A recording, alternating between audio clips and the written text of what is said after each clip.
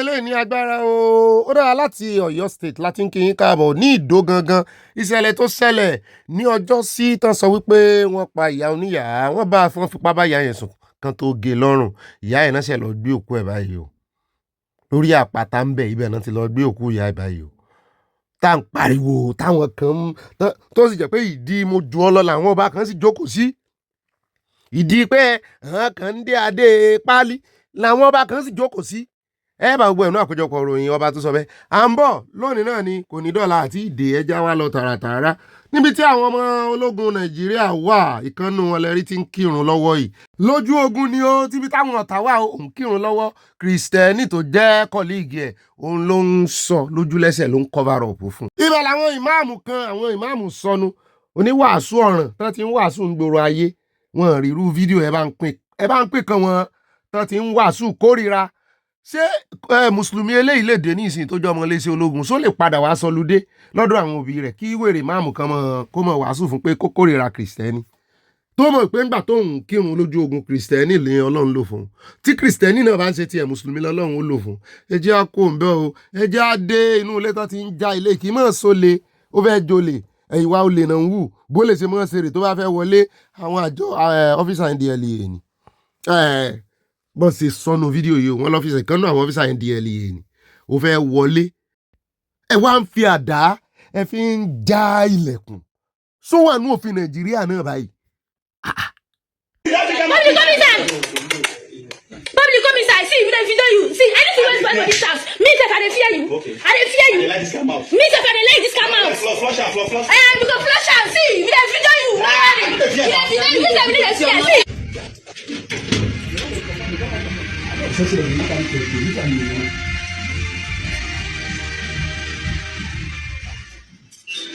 Hey babe, Sunday dating is wild right now.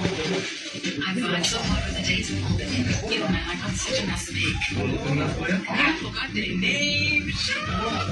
Hey, Jay. Hey, your friends out?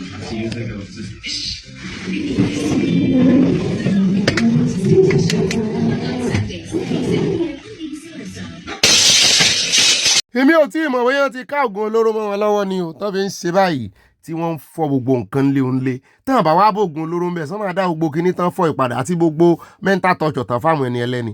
Ẹ jẹ́ àpò mẹ́jà dọ́fíìsì wọn níbi tí ọwọ́ ti bá arábìnrin kan oníjàbù ọ̀ràn oníjàbù sọnù ó tún ṣe bí ẹni tó lóyún ó gbé gbá sínú àsóògùn olóró ló wà ń bẹ̀.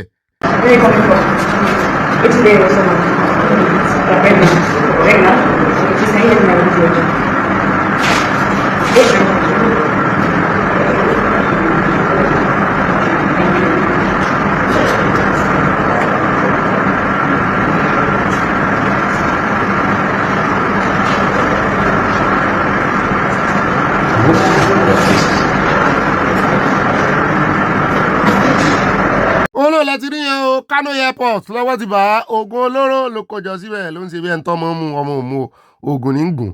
ẹja kò ń bẹ́ẹ̀ ẹja wá dọ́dọ̀ ìkànnú àwọn ọmọ Nàìjíríà arákùnrin kan tínú ń bí tó ń lálàsé ó ló ń tẹ̀lé àbúrò òun àbẹ́gbọ́n òun àbí sísítà òun lọ sí JAMB office náà bá ní kó sí jáàbù orí rẹ̀ pé ṣé wọn kì í lò jáàbù ni ṣé JAMB ṣé ti ń ṣe kinní fún ìjáàbù ni mo ní ọ̀dà ẹja kọ́kọ́ gbọ́rọ̀ lẹ́nu ẹ̀ka tó sọ̀rọ̀ lé lórí.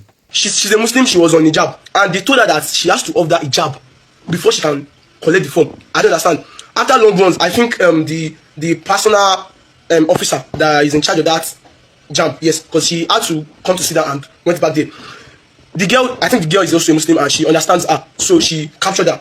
Only for her to get captured, and they still told her to write undertaking again for wearing the hijab, that she's going to face the consequence, like maybe whatever consequence is owed, that she's going to face it or something else. The minister had to be finding A4 paper just to write undertaking. I snapped the undertaking letter in case you need it. I'm going to forward it. And so I'm asking this question from the JAMB or the JAMB registrar.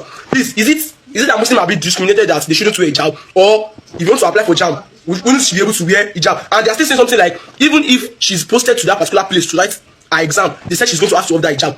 ẹ bá ń bèrè jam question níbi tó ti lọ sí ọ́fíìsì jam òun àti sísítà rẹ̀ wípé sàn discriminate àwọn mùsùlùmí ni ṣé ẹni bó ṣe mọ́ bá a bọ̀ rẹ o àwọn mùsùlùmí ẹgbẹ́ náà ti ń gbèsè lẹ́yìn o ṣùgbọ́n àwọn ọmọ nàìjíríà tó yeye ti dá lóhùn wípé kí ni tẹ́ ẹ kọ sínú ìwé nítorí ẹ̀yin náà lẹ́ fà wàhálà tó bá yá tẹ́ máa ní kí ló dé tán fi ní kó sí ìjáàbù só da ìjáàbù wojú pátápátá ní irú ìjáàbù wo àbí eléyìí tó jẹ́ eléyìí tí ò bo ojú tí ò bo etí torí bọ́ọ̀ bá ya picture bọ́ọ̀ bá a ṣe biometrics àbí kíní facial biometrics wọ́n gbọ́dọ̀ rí etí ẹ méjèèjì wọ́n gbọ́dọ̀ rojú ẹ bẹ́ẹ̀ bá bọ́ọ̀ bá wá kọ́ undertaking lẹ̀ pé àwọn ìwọ ni ó fọwọ́ sí káyàn sí ojú ẹ kan tó ṣe o ó lè di wàhálà wọ́n lè ní wọ́n ya ìjáàbù mọ́ lára kí lẹ kọ sínú undertaking àwọn èèyàn sì ń dúró ṣùgbọ́n gbàgbós lápá kan àwọn tí ẹ̀yìn yìí lápá kan já kó ń bẹ̀ jẹ́ àdọ́dọ̀ arábìnrin Ketra ní tó ń wa ẹkún mu ó ń sunkún ní kí ló dé ìwọ arábìnrin ó ní àwọn muslim brother náà ń wo kí ló ṣe ṣéwọ náà wọ jáàbù ni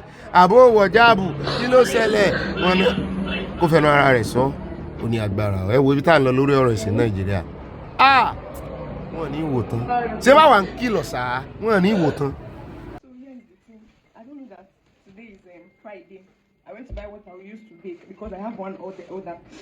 So on my way, I met them performing ablution. One of them said that I should cover my hair. I told him that I'm not a Muslim and I'm not even with my scarf. I don't even know that today is Friday. Before I knew it, all of them started. That when will I not cover my hair? That they are praying. I don't even know them. I don't know them. I don't even know any of them.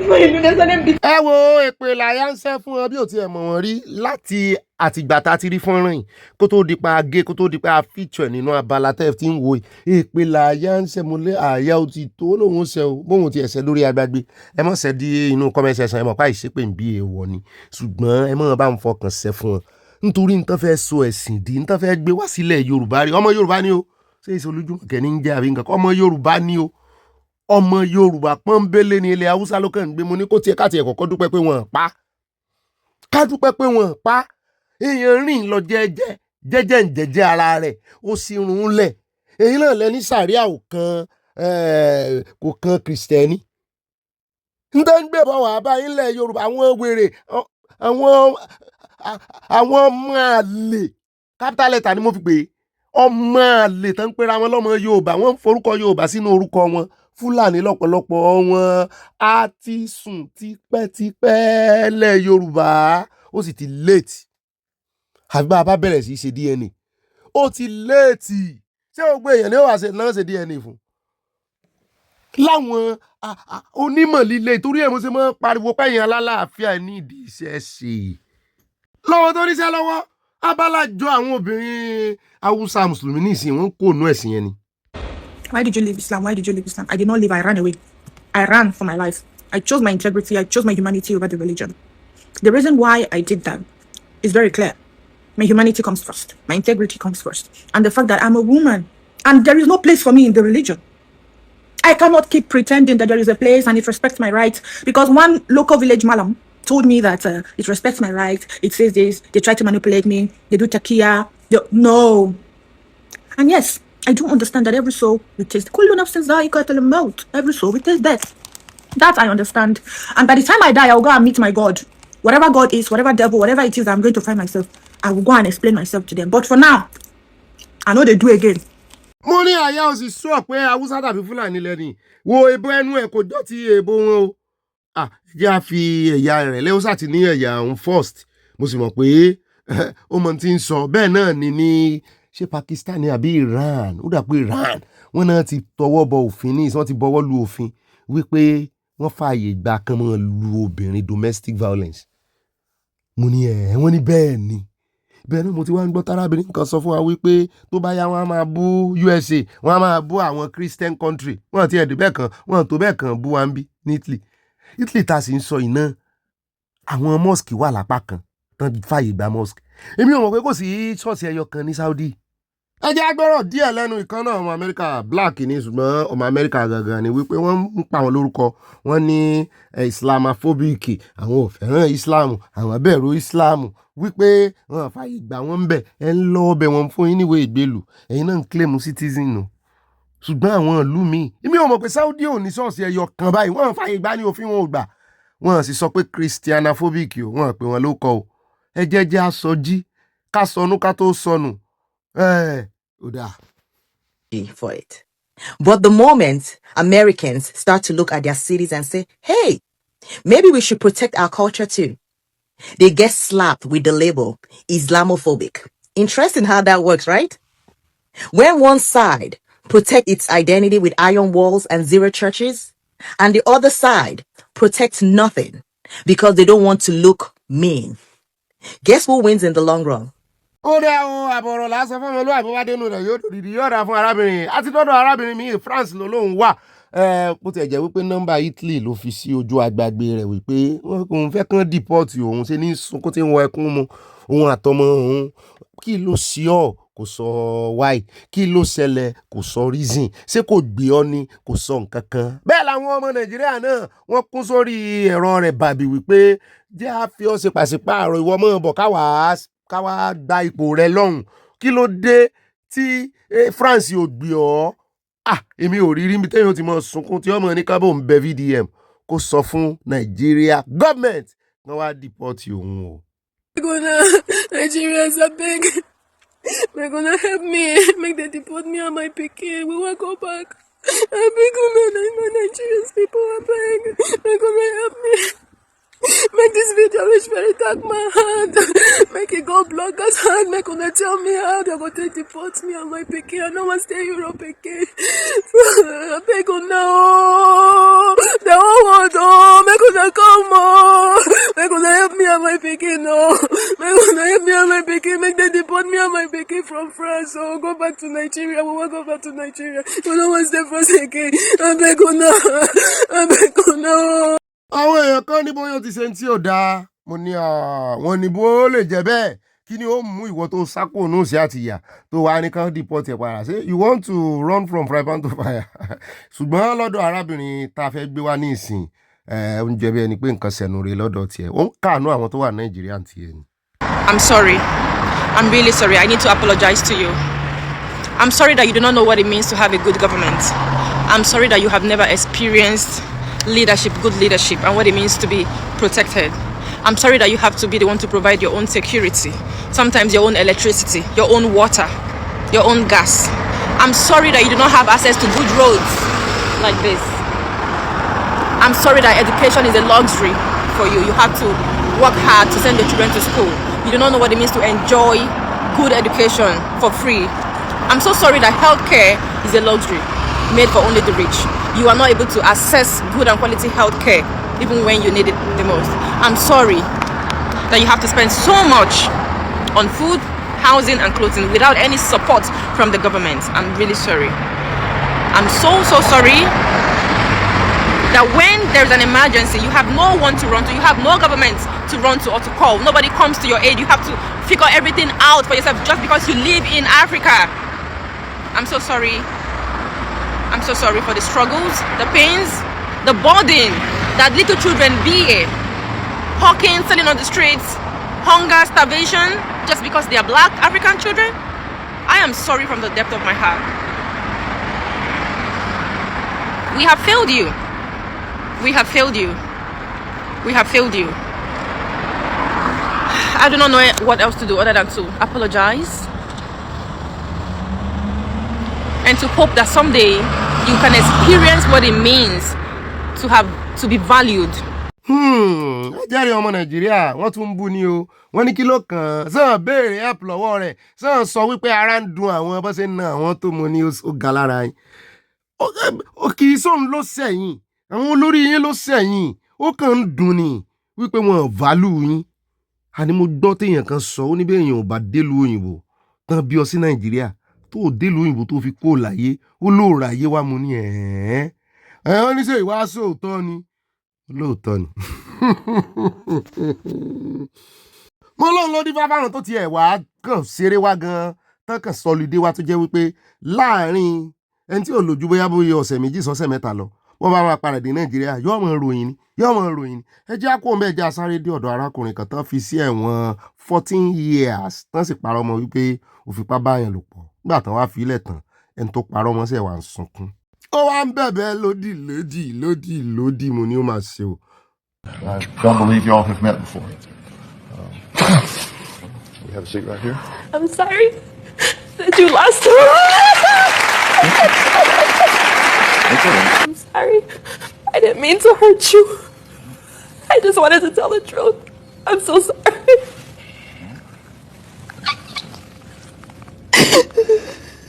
Yeah, I hate you had to go through something like that. I hate now that you have children, that your kids have to go through something like that. And I hope and pray each day that you can get closure. And this day, I accept your apologies.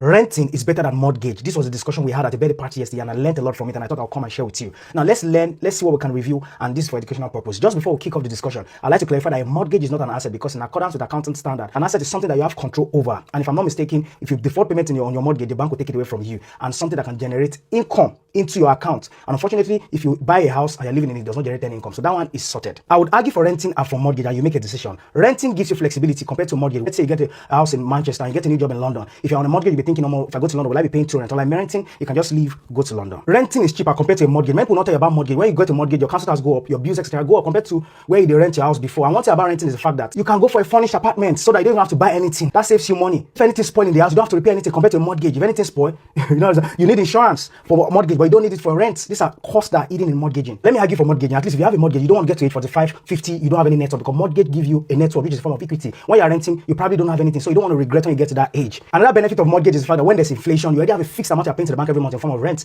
But if there's inflation, and even if there's no inflation every year anyway, the rent goes up. So your rent will be increasing, but in mortgage, you have a fixed amount. So that gives you security. Also with mortgage, you get the leverage, you can borrow, and it gives you that excitement of having comfort, good lifestyle, and you can be happy. Àwọn ará diaspora ní argument wà fún, ṣùgbọ́n argument or no argument ó depend lórí age.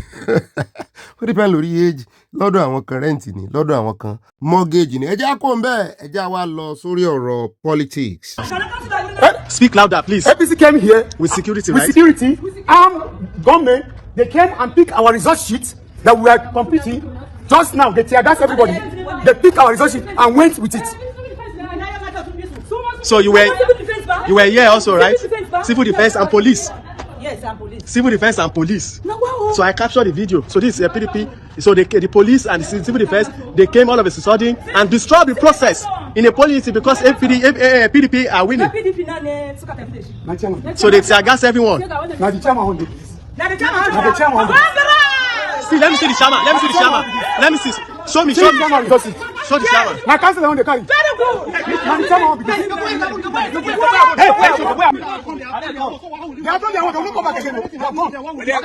Àwọn àti rí nǹkan kan Babade Àkójọpọ̀ ròyìn ẹ̀ bá wìrìwìrì ọ̀rọ̀ pàdé ń jọ bẹ́ẹ̀ ni pé ibi tán rí jígbé lọ ibẹ̀ ni PDP, ibẹ̀ nìkan ṣoṣo ni PDP ti win. À ń bọ̀ àti ìdè o. The minister defranchised a lot of people from voting. I live in Maraba. I have my polling booth at Zone 1. Zone 1. Since the inception of voting in the FCT, I normally leave my house for voting 5 a.m. to that place. But in Wike, the minister blocked all the access route to the FCT. 8 p.m. on Friday. Till the following day, 6 o'clock. Because he knew what he was planning. That's an intention. What he has been doing in River State, that's what he brought in the FCT. For years, and for the past 5 years, I've been voting. Me and my wife leave my house 5 a.m. We'll go and step to the other place till 8 a.m. when the election will start. But Friday, so no entry to FCT. It's very unfair. Very, very unfair. Well, the minister has already done what he wants to do. He has fixed all the people he wants to. It wasn't a free and fair election, as far as I'm concerned. Because many percentage of people who worked in the FCT live in Maraba, which most of us, we are paying our tax to the national state government. The government is aware. 60 or 65% of workers in FCT live in Maraba. So why must you block the access to FCT? 8 p.m. on Friday. Till the following day, Saturday, 6 p.m. This is very unfair. It's unfortunate. I thought as a senator that she should be able to read. I never imposed coffee. If you had my statement, I said, with the approval of Mr. President, I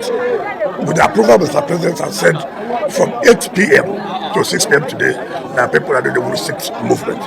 And this is not the first time. And you can see that They don't take patience to read it. I know she reads love magazines and all those things, but I don't have time to read on that educative material. Like when you see somebody's speech, why not take time and get the speech and understand what was said? I never on my own. I said by the approval of Mr. President. I said so clear. So. wọn náà láti gbọ́ ó dá padà fún wọn ó fún wọn lésì ọ̀rọ̀ wọn bẹ́ẹ̀ náà ni ìkànnù wọn ẹ̀yẹn sẹ́nitọ́ Ìrètí Kíngibé ó ní òun ló ń bá wí o wípé love magazine ń káàkiri kò ṣe ka ọ̀rọ̀ tó ń sọ ẹ̀jẹ̀ akọ́ mẹ́jẹ̀ agbọ́rọ̀ kan Elrufai ti sọ tipẹ́tipẹ́ tó sọ wípé ẹni tó bá bọ̀ ń wọ̀ yá àjà nínú kó kú tàbí kó ń kú kẹ́rẹ́ ìbéèrè lọ́wọ́ Yar'Adua mo ní sóun ló pa Yar'Adua ni ó ní anybody tó bá criminalize òun mo ní lábẹ́ ìṣèjọba olóró dájọ́ tí wàá criminalize ẹ̀ ń kọ́ àmọ́ tí ó ṣe o. Anybody that tries to criminalize Nasir El-Rufai should know that he has a battle on his hands till one of us drops dead. And if they have any doubt, they should go and ask Umar Yar'Adua.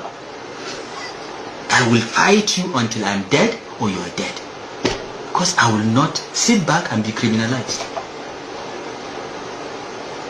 This is what this government is doing.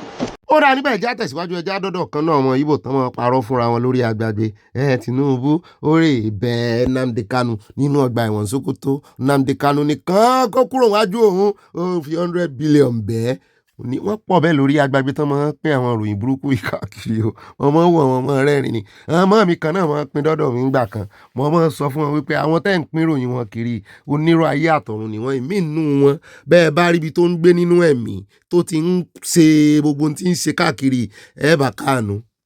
But allegedly that the Nigerian president went with a 100 billion offer, but now they can refuse them and told them that he doesn't want to see the president. You know the one that melts my heart, the one that makes me happy. That even told them he'd rather die trying than to accept any stupid or nonsense offer they came with. Now they can't know which kind of man you be. On which planet did you come from? I'm asking. The love is massive. The love is massive. The kind of love you have for your people. They rather go and conduct a referendum. Let his people choose where to belong. Anything apart from this, he'd rather die trying. My brother, may you live long. Nnamdi Kanu, may you live long. Nnamdi Kanu. mo ti jókòó so that nítorí nígbà kan wá last time. mo dẹ̀ fẹ́ kán rí pé mo mú ẹ dání lọ́wọ́ báyìí. So a lot of people will say, but you were leading the first one. Yes, I led the first one. And I will say to everyone, I led proudly the first one. I don't think a second one is necessary. We should have learned from that first one. Otherwise, the dead would have been to no avail. Would all have been in vain. And the one we are calling Kanu, do you know he has 2 passports?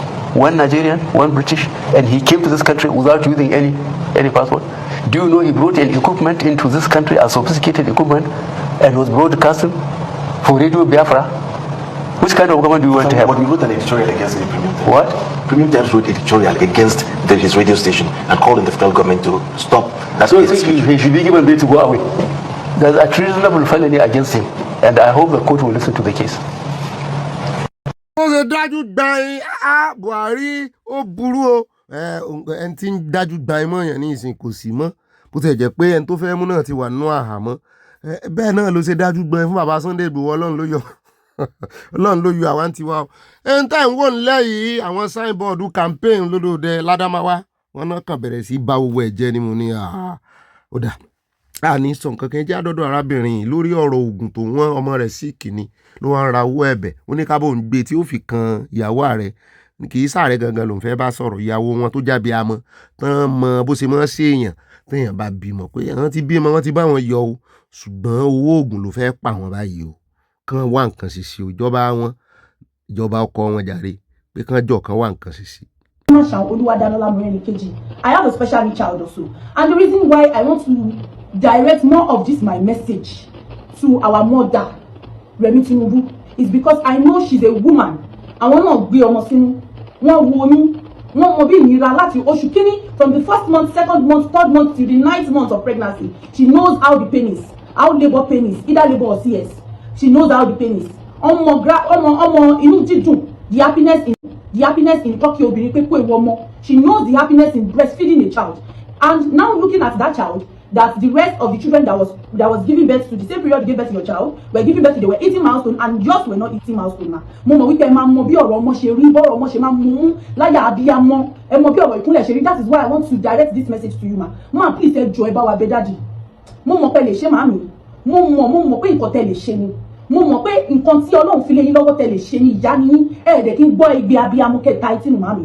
Please ma, help us talk to daddy. Let them look into special needs children situation in Nigeria. It is something you can do. Mommy, it is something that you can do. I know that you have a lot on your desk. I know that your hands are full. But in your hands are full yẹn, àwọn ìyá wa náà lẹ́ni kò ní tọ́mù para ọ̀sùn ká má rí ìtàmà fi pọmọ lára. Ẹ jọ̀ọ́ torí tọ́lọ́ ẹ bá wa wá táwọn ọmọ yìí. Take for instance, this is the medication that I bought for my son from August to now. This is it. The cheapest of all this medication is this, which is now 13,000 naira. One, and my son is taking this, he's taking DHA, he's taking A+. Everything all together is over 45,000 naira. Their diaper is not there. Their physiotherapy fee is not there. To the extent that the shea butter ori that we are using for physiotherapy and gloves, mommy, we are buying it. We are buying it, mommy. It is as bad as your citizen. Our abiyamọ ta wojú yín tá ń wò yín bí ìyá wa tẹ́ jẹ́ bí ìyá wa. Nínú ìlú yìí à ń tọrọ ká tó fáwọn ọmọ tá bí fún yín ká tó fún wọn lóúnjẹ. Ká tó lè rògbò àwọn ọmọ yìí. We are begging on social media. It is as bad as that, mommy. Èèyàn ní nígi ló gbà. Èèyàn ní wà nídìí ọsàn kó mú kíkún ẹ jọ̀ọ́ ẹ ṣàánú wa.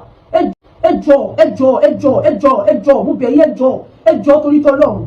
Most of these children conditions are not severe, but because of lack of medication and physiotherapy, ó ti débi báyìí. Ẹ̀yin ìyá wa náà lẹ́ni wípé tí ó bá ti débi ẹ̀gún ṣetán láti yọ lẹ́sẹ̀ ni. Ẹ jọ̀ọ́ wá síwájú, we are here before you ma. Help us look for something. See, even if it is voucher, I'm not teaching you what to do ma, but I just want to say it. We don't need money. It's not money we need. Voucher for physiotherapy and medication. It's okay. We will get diaper and their food. Just voucher for physiotherapy that these children will be taking and their medication. It should be one pharmacy in one state. If it is Lagos State, it should be one pharmacy in Ikeja. Everybody in Lagos State should come. They should bring their voucher. They should take their children medication with doctor's prescription and they should go. Mommy, ṣàánú wa. Abiyamọ làwa náà. Tó bá pẹ́ ni tó lóyún rí, we will come outside when they are celebrating Mother's Day. We are there. We don't know. This video might get viral. We don't know it might get to our first lady. We don't know it might get to Tinubu. We don't know it might get to the excellency itself. So when they see the comment section and they see most of the causes of these children cerebral palsy, neurological problem, it's medical negligence. But still, I fẹ́ ṣe sí. Tàwa fẹ́ pè lẹ́jọ́. Kò sí nǹkan tá fẹ́ ṣe sí.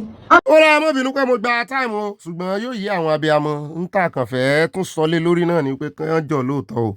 Kán jọ kì í sì ṣe torí ẹni nìkan, torí wọ́n lè ràgbà tí ẹni báyìí kóun ríran lọ́wọ́.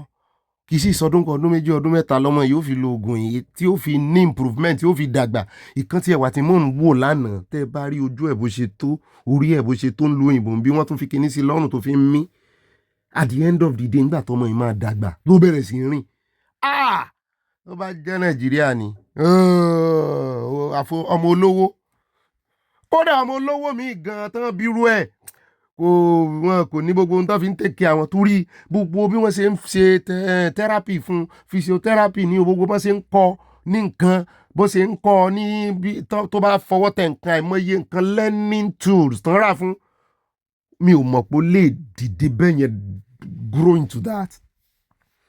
Ó dẹ̀ di ọmọ gidi, ọmọ tí ò ṣe tó yẹ pé lẹ́gbẹ̀ẹ́ àbúrò rẹ̀ ní irọ́ ọmọ kan náà gbé sẹ́gbẹ̀ẹ́ àbúrò rẹ̀ ṣùgbọ́n ní ìsìn wọ́n jọ ń sáré kiri ni tó ń sáré tẹ̀sẹ̀ dúró ńlẹ̀. Ọlọ́run ṣàánú o. My heart bleeds for Nigerian youths, especially the male gender. So I'm just coming from the park now. I've not even entered because I'm so tired and I feel so sad. So I took my son to the park this morning. He's going to Ijebu. Before we left home, I was already praying and hoping the front seat will be vacant. I mean the seat beside the driver, because he just came back from hostel last night, and even because the journey was compulsory, I wouldn't even allow him to step out because we all know the hostel stress. So I wanted a place to sit inside the car that makes him feel very, very comfortable. So on getting to the park, I was so lucky the front seat was vacant. In fact, he was the first passenger. Then he was allowed to sit in front if he was feeling comfortable, he felt comfortable. So I now excused myself to go and get him something. On coming back, they've already transferred him to the back seat, not even the seat behind the car driver. The last seat. I'm talking about Sienna. We all know how the last seat of Sienna used to be. So when I got back, I was like, the driver now said, iPhone, like I don't know your phone, your son is using iPhone. I was like, what do you mean? He said that policemen will be disturbing them, will be forcing them to stop once they see a guy in front now holding iPhone for that matter. I was like, so because of this, they had to squeeze my son to the back. Is this how we are going to continue in this country? Because as a mother, I was praying and hoping my son should sit to where he feels very, very much comfortable. And luckily for me, he got the space only for them to tell me, police me. The driver even said, oh, my said, has it gotten to this stage? Ọkùnrin, so ní Nigeria yìí kò sọ́kùnrin tó ṣiṣẹ́ legitimately mọ̀ tó lè end good life fúnra rẹ̀, police will start harassing them. We need to Nigeria, everybody náà ń fura síra wọn lágbára ó ní agbára ẹ jẹ́ àkóńbẹ́ ẹja dọ́dọ̀ arákùnrin ó fọmọ kan hàn wá ó ní ọmọ tíyàwó ń bí fún òun rèé ó ní ẹgbọ́ sójọ òun. dáadáa o olùkẹ́ ìyá ìfọ̀ṣẹ́ lọ́wọ́ ni ìyá ìdúdú bíi tèmi báyìí wọ́n máa ń ní pé ọmọ tó bí fún mi lélẹ́yìí bí tá a ti lọ́ fọ̀wọ́ yẹn àwa dé station ọ̀hún station àpòwé fún mi pé inú kòkó dúdú ẹ̀kọ́ fún mi máa ń jáde ṣé lóòótọ́ ni ẹ bá mi wo ẹ bá dá sọ̀rọ̀ yìí o. ó rẹ̀ jákòó mẹ́jà sáré dé Rwanda arákùnrin ọmọ Nàìjíríà èyí ló ń pariwo lójú títì ó jókòó ó ń ṣe bí ẹni pé òun wà Nàìjíríà ó ní Rwanda clean ẹjẹ́ àkọ́kọ́ wo díẹ̀ ń bẹ̀ ká tó wá gbọ́n táwọn ọlọ́pàá bẹ̀ tán fi dá lóhùn. What? I can decide to sit anywhere, sleep anywhere, relax anywhere, do whatever I want. Bro, can't you see? Rwanda is clean. Jesus. Ó náà lẹ ti rí wò bí ìran yìí ó inú ẹ̀ dùn gan-an mo rò kó sẹ́ẹ̀ dé Rwanda rí ni bẹ́ẹ̀ náà ni bàbá ń sọ fáwa iná tá a bá ń gbọ́ orúkọ Rwanda gan tá a ní láfíríkà á mọ̀ wò pé wọ́n ló clean o wọ́n ní wọ́n ń ṣe bí òyìnbó ni in fact wọ́n ròyìn wọn ṣùgbọ́n ojú títì tó ti wá ń ṣe ìmọ́tò ní lọ tí ń bọ̀ yìí ọ̀kadà ní lọ tí ń bọ̀ yìí kí ló dé so fẹ́ para rẹ ni. náà ọlọ́pàá bá dá lóhùn wípé brọ́dà wa láti Nàìjíríà appreciate rẹ lóòótọ́ o tó gbé wa síta tó sọ nǹkan tó dá ń pa wa ṣùgbọ́n next time àgbàrú ohun tó ń ṣe ìláyè o wábò míì tí mọ́tò ti máa lọ máa bọ̀ ibẹ̀ ni ó ti ṣe. eléyìí tó ń fẹ́mi ara rẹ̀ wéwu òfin ó lu òfin o àwa ìwọ yẹn rìn bí kò fẹ́mi ara rẹ̀ wéwu o ó lófin tí ó tẹ̀kẹ́ ààrẹ o jọ̀ọ́ o wọ́n ṣerú ẹ̀ nírú títì yẹn mọ́ o tọ́lọ́pàá bá kọjá ń ru táìmù yìí wọ́n mú ọ ni o mo nílùú tó lófin nù èyí ṣe bí wọ́n ti ń fi gbogbo ẹ̀ ṣe content look camera wọ́n ti gbẹ́mí èèyàn sókè tán kó tó mọ̀ tí mọ́tò bá lọ lose breaking time yẹn kọ́ ó lè jẹ́ àpàrà sẹ́kọ̀ọ́ mo rórí olódò látẹ̀ níbi tí mo ti rí mọ́tò kan tí oyin bò làwọn ọmọ Nàìjíríà bá bẹ̀rẹ̀ sí sọ oríṣiríṣi iṣẹ́ ayé ni iṣẹ́ kinní kan ni bọ́dà mi kan náà àròjinlẹ̀ tí máa ń ṣe àlàyé lórí àwọn nǹkan àgbàyanu báyìí ó ní ó mọ̀ rí bẹ́ẹ̀ ó náà ń pè ní ISWAP mo ní lóòótọ́ ni ISWAP ni ṣùgbọ́n eléyìí ó kọjá bẹ́ẹ̀ o. mọ́tò bàǹkì ni o mọ́tò bàǹkì ni o mọ́tò bàǹkì ni o mọ́tò bàǹkì ni o mọ́tò bàǹkì rẹ̀ o kí ló ṣẹlẹ̀ lẹ́kọ̀ọ́ kí ló ṣẹlẹ̀ lẹ́kọ̀ọ́ wàhálà ní Lagos Island. ó rà ẹjẹ́ àkóńbẹ́ ẹjẹ́ sáré dé Milan ní Ìtàló níbi tí mo ti fẹ́ fi fọ́nrán yìí hàn yín lórí bọ́n ṣe máa ń yọ àpò èèyàn tán máa ń yọ pọ́kẹ́ẹ̀tì èèyàn mọ̀ gbọ́ pickpocket ẹjẹ́ àgbọ́ díẹ̀ ń bẹ̀ náà mo fẹ́ ṣàlàyé nǹkan kan fún wa. Lascialin, attenzione, che sono ladri, occhio! Ladrone, pickpocket, pick careful, scendi, pickpocket. Fate attenzione al portafoglio perché è un ladrone. Sei un ladrone, ti conosciamo, ok? Attenzione al portafoglio, eccolo qui.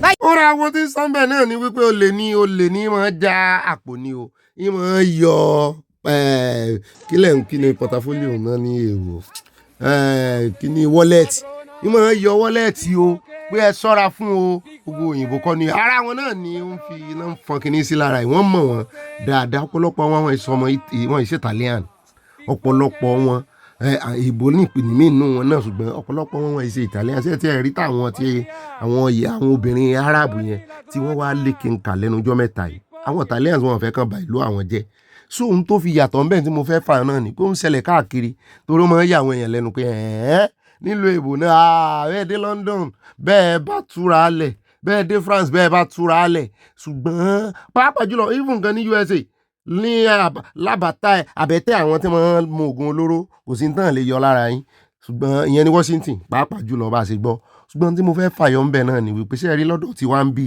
wọ́n ní onílùú òní fẹ́ jẹ́ ó tú àwọn ọmọ onílùú òkè ń gbà fún wọn fúnra wọn náà máa ń pariwo lé wọn lórí àwọn ọmọ onílùú gangan náà máa ń pariwo lé wọn lórí náà máa ń tú wọn síta pé rárá n tó yẹ kí Nàìjíríà máa ṣe tí Nàìjíríà ò tí ì máa ṣe nìyẹn.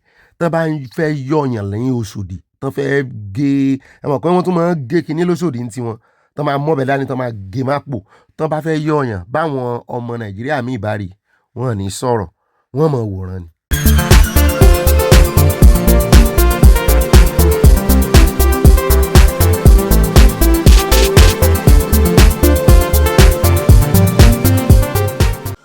Oya Ìgbòho Sunday òòṣà èèyàn kan bí ẹgbẹ̀rún ẹni. Ìgbòho Sunday òòṣà èèyàn kan bí ẹ mọ̀ pé Ìgbòho Sunday òòṣà èèyàn kan bí ẹgbẹ̀rún ẹni. Ìgbòho Sunday òòṣà èèyàn kan bí ẹgbẹ̀rún ẹni. Àyànfẹ́ Elédùmarè Ìgbòho ọmọ mọ̀jà sọ́lá wọn dà sí lára o. Ẹ wò pé kí ni mo gbé dání tí mo tún kọrin Ìgbòho tí mò ń yọ ọmọ nù tóun fi ń là díẹ̀díẹ̀ ẹ ogun abẹ́nú gọ̀ǹgọ̀. Yorùbá ló ní gbogbo ẹ̀, gbogbo kíní tán kó fún àǹbí kò rán kankan kò rán kankan. Ìgbòho Sunday òòṣà èèyàn kan bí ẹgbẹ̀rún ẹ̀. Wọ́n yẹ pé panábù tán fi ṣe náà ti bí ní ṣe tọ̀dọ̀ wa tó mú ṣáṣá tí máa ń ní ẹ̀gún àwọn ẹ̀gún burúkú lára. Ibo mo kọ́ dé ó yá ọkùnrin ẹ mọ́ ní Ìgbòho ẹ mọ́ ní Ìgbòho Sunday òòṣà èèyàn kan bí ẹgbẹ̀rún ẹni. Àyànfẹ́ Elédùmarè Àdìsá ọmọ mọ̀jà sọ́lá Ìgbòho ohun mi náà ni n ò lè pariwo dáadáa. Ìgbòho mo sì lè parí òṣùwọ̀n mo ń dẹ̀ díẹ̀díẹ̀ ni. Ìgbòho Sunday òòṣà èèyàn kan bí ẹgbẹ̀rún ẹni. Atótónu wa pọ̀ inú wa dùn ní ẹ jẹ́ àfàyọ̀ wa hàn gbọ́ wà láhàámọ́ ló mọ tójú ẹ̀ rí. Mọ̀jà bílẹ̀mù rẹ̀ bàbá wa tó sọ̀rọ̀ lánàá kò yóò ti yàn náà báyìí bí tí bó ṣe ká lára tó mọ̀jà bínú síra wa lórí ìkànnì yọ̀ọ̀yà kò ní yẹ ẹlẹ́ ìbá ìròyìn náà ní ìbá dúnà níbẹ̀ ìbá ìrànà ìbá Sanawole ìbá Kanjú Abẹ́ǹkò ìbá lọ́bí bọ́bí lọ́bí ẹ̀mí ọ̀gá ẹlẹ́yà mi ló tún rán létí oyè pọ̀ mo ti gbàgbé pọ̀ ọ̀pọ̀lọpọ̀ oyè tán fi á jẹ. Èmi náà ní ìbá dé páálí torí ọ̀kan tó ń ta sí mi wọ́n fi fọ́nrán kan hàn mí níbi tí ọlọ́yọ̀ ìyẹn Aláàfin of Ọ̀yọ́ ìyẹn bàbá wa wà dé kádé pẹ́ lórí kí bàtà pẹ́ lẹ́sẹ̀ kí rùkẹ̀rẹ̀ pẹ́ lọ́wọ́ o kí ẹ̀sìn ọba kó jẹ oko pẹ́ bó ṣe pẹ́ lọ́wọ́ yín náà ni ó pẹ́ lọ́wọ́ àwọn ọba yòókù náà àtàládé páálí mo rí ibi táwọn náà ti ń dọ̀wẹ́kẹ̀ tó ń pe àwọn kan ládé páálí.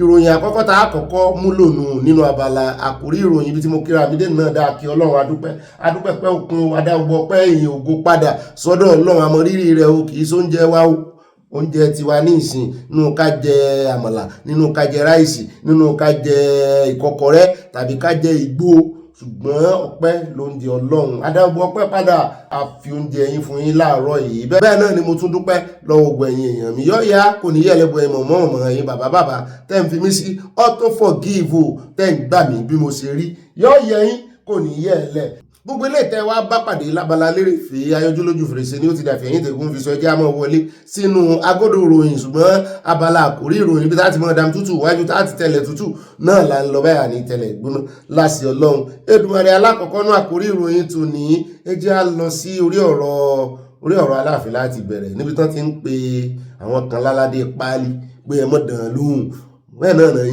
yin ìkànnú àwọn tí wọ́n fẹ́ fún ládé tí Ọ̀yọ́ ìjọba Ọ̀yọ́ tán ti forúkọ wọn bẹ̀ mo gbàgbé orúkọ oyè wọn ǹjẹ́ ìsásípa ṣùgbọ́n ńgbà náà a gbọ́ tán sọ pára wọn ìyá ni wọ́n ṣe wá kankan ara wọn yá o wọ́n mọ̀ọ́mọ̀ wà ní o òun la wá rí wọn pẹ̀lú Aláàfin táláàfin gẹ̀ wọ́n tó ń yìn wọ́n tó ń dúpẹ́ lọ́wọ́ wọn wípé wọ́n àgbàbọ̀dè fóun ló ti ẹ̀dá abẹ́ gbogbo eléyìí tá à ń rí náà dáa ṣùgbọ́n kí lẹ lérò pẹ̀lú ọ̀rọ̀ táláàfin sọ yẹn kí lèmi náà lérò mo ní ẹmọ́jà tún fẹni tí ò sí lójú àákàn mú ọ̀rọ̀ kan sọ wá àyá ló ń sọ̀rọ̀ tó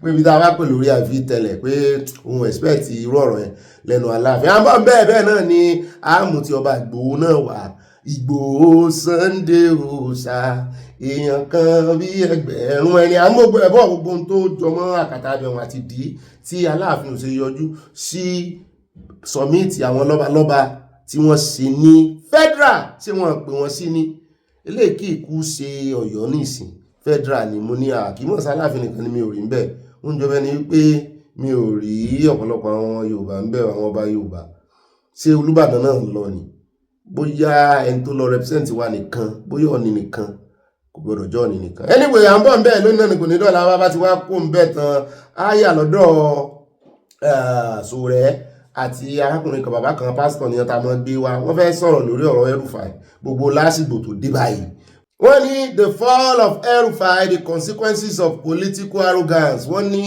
Elrufai is politically arrogant bẹ́ẹ̀ náà ni Sowore náà sọ wọ́n ní Elrufai was paying bandits to spare citizens he was paying bandits to spare citizens bọ́n ṣe máa ń ṣe náà nù táwọn máa san owó fún wọn owó ẹ̀mí àwọn citizen èyí tẹ́ ẹ jẹ́ gómìnà à ń bọ̀ ń bẹ̀ lónìí náà ni bóyá nǹkan nìkan fi security vote ṣe nìyẹn ibà máa kúkú ti sọ wípé kán mọ́ kó security vote fún àwọn local government chairman báwọn tá a fi joyè àwòdì tán bá ti lè gbẹ́dìyẹ lórí ọ̀rọ̀ ètò ààbò.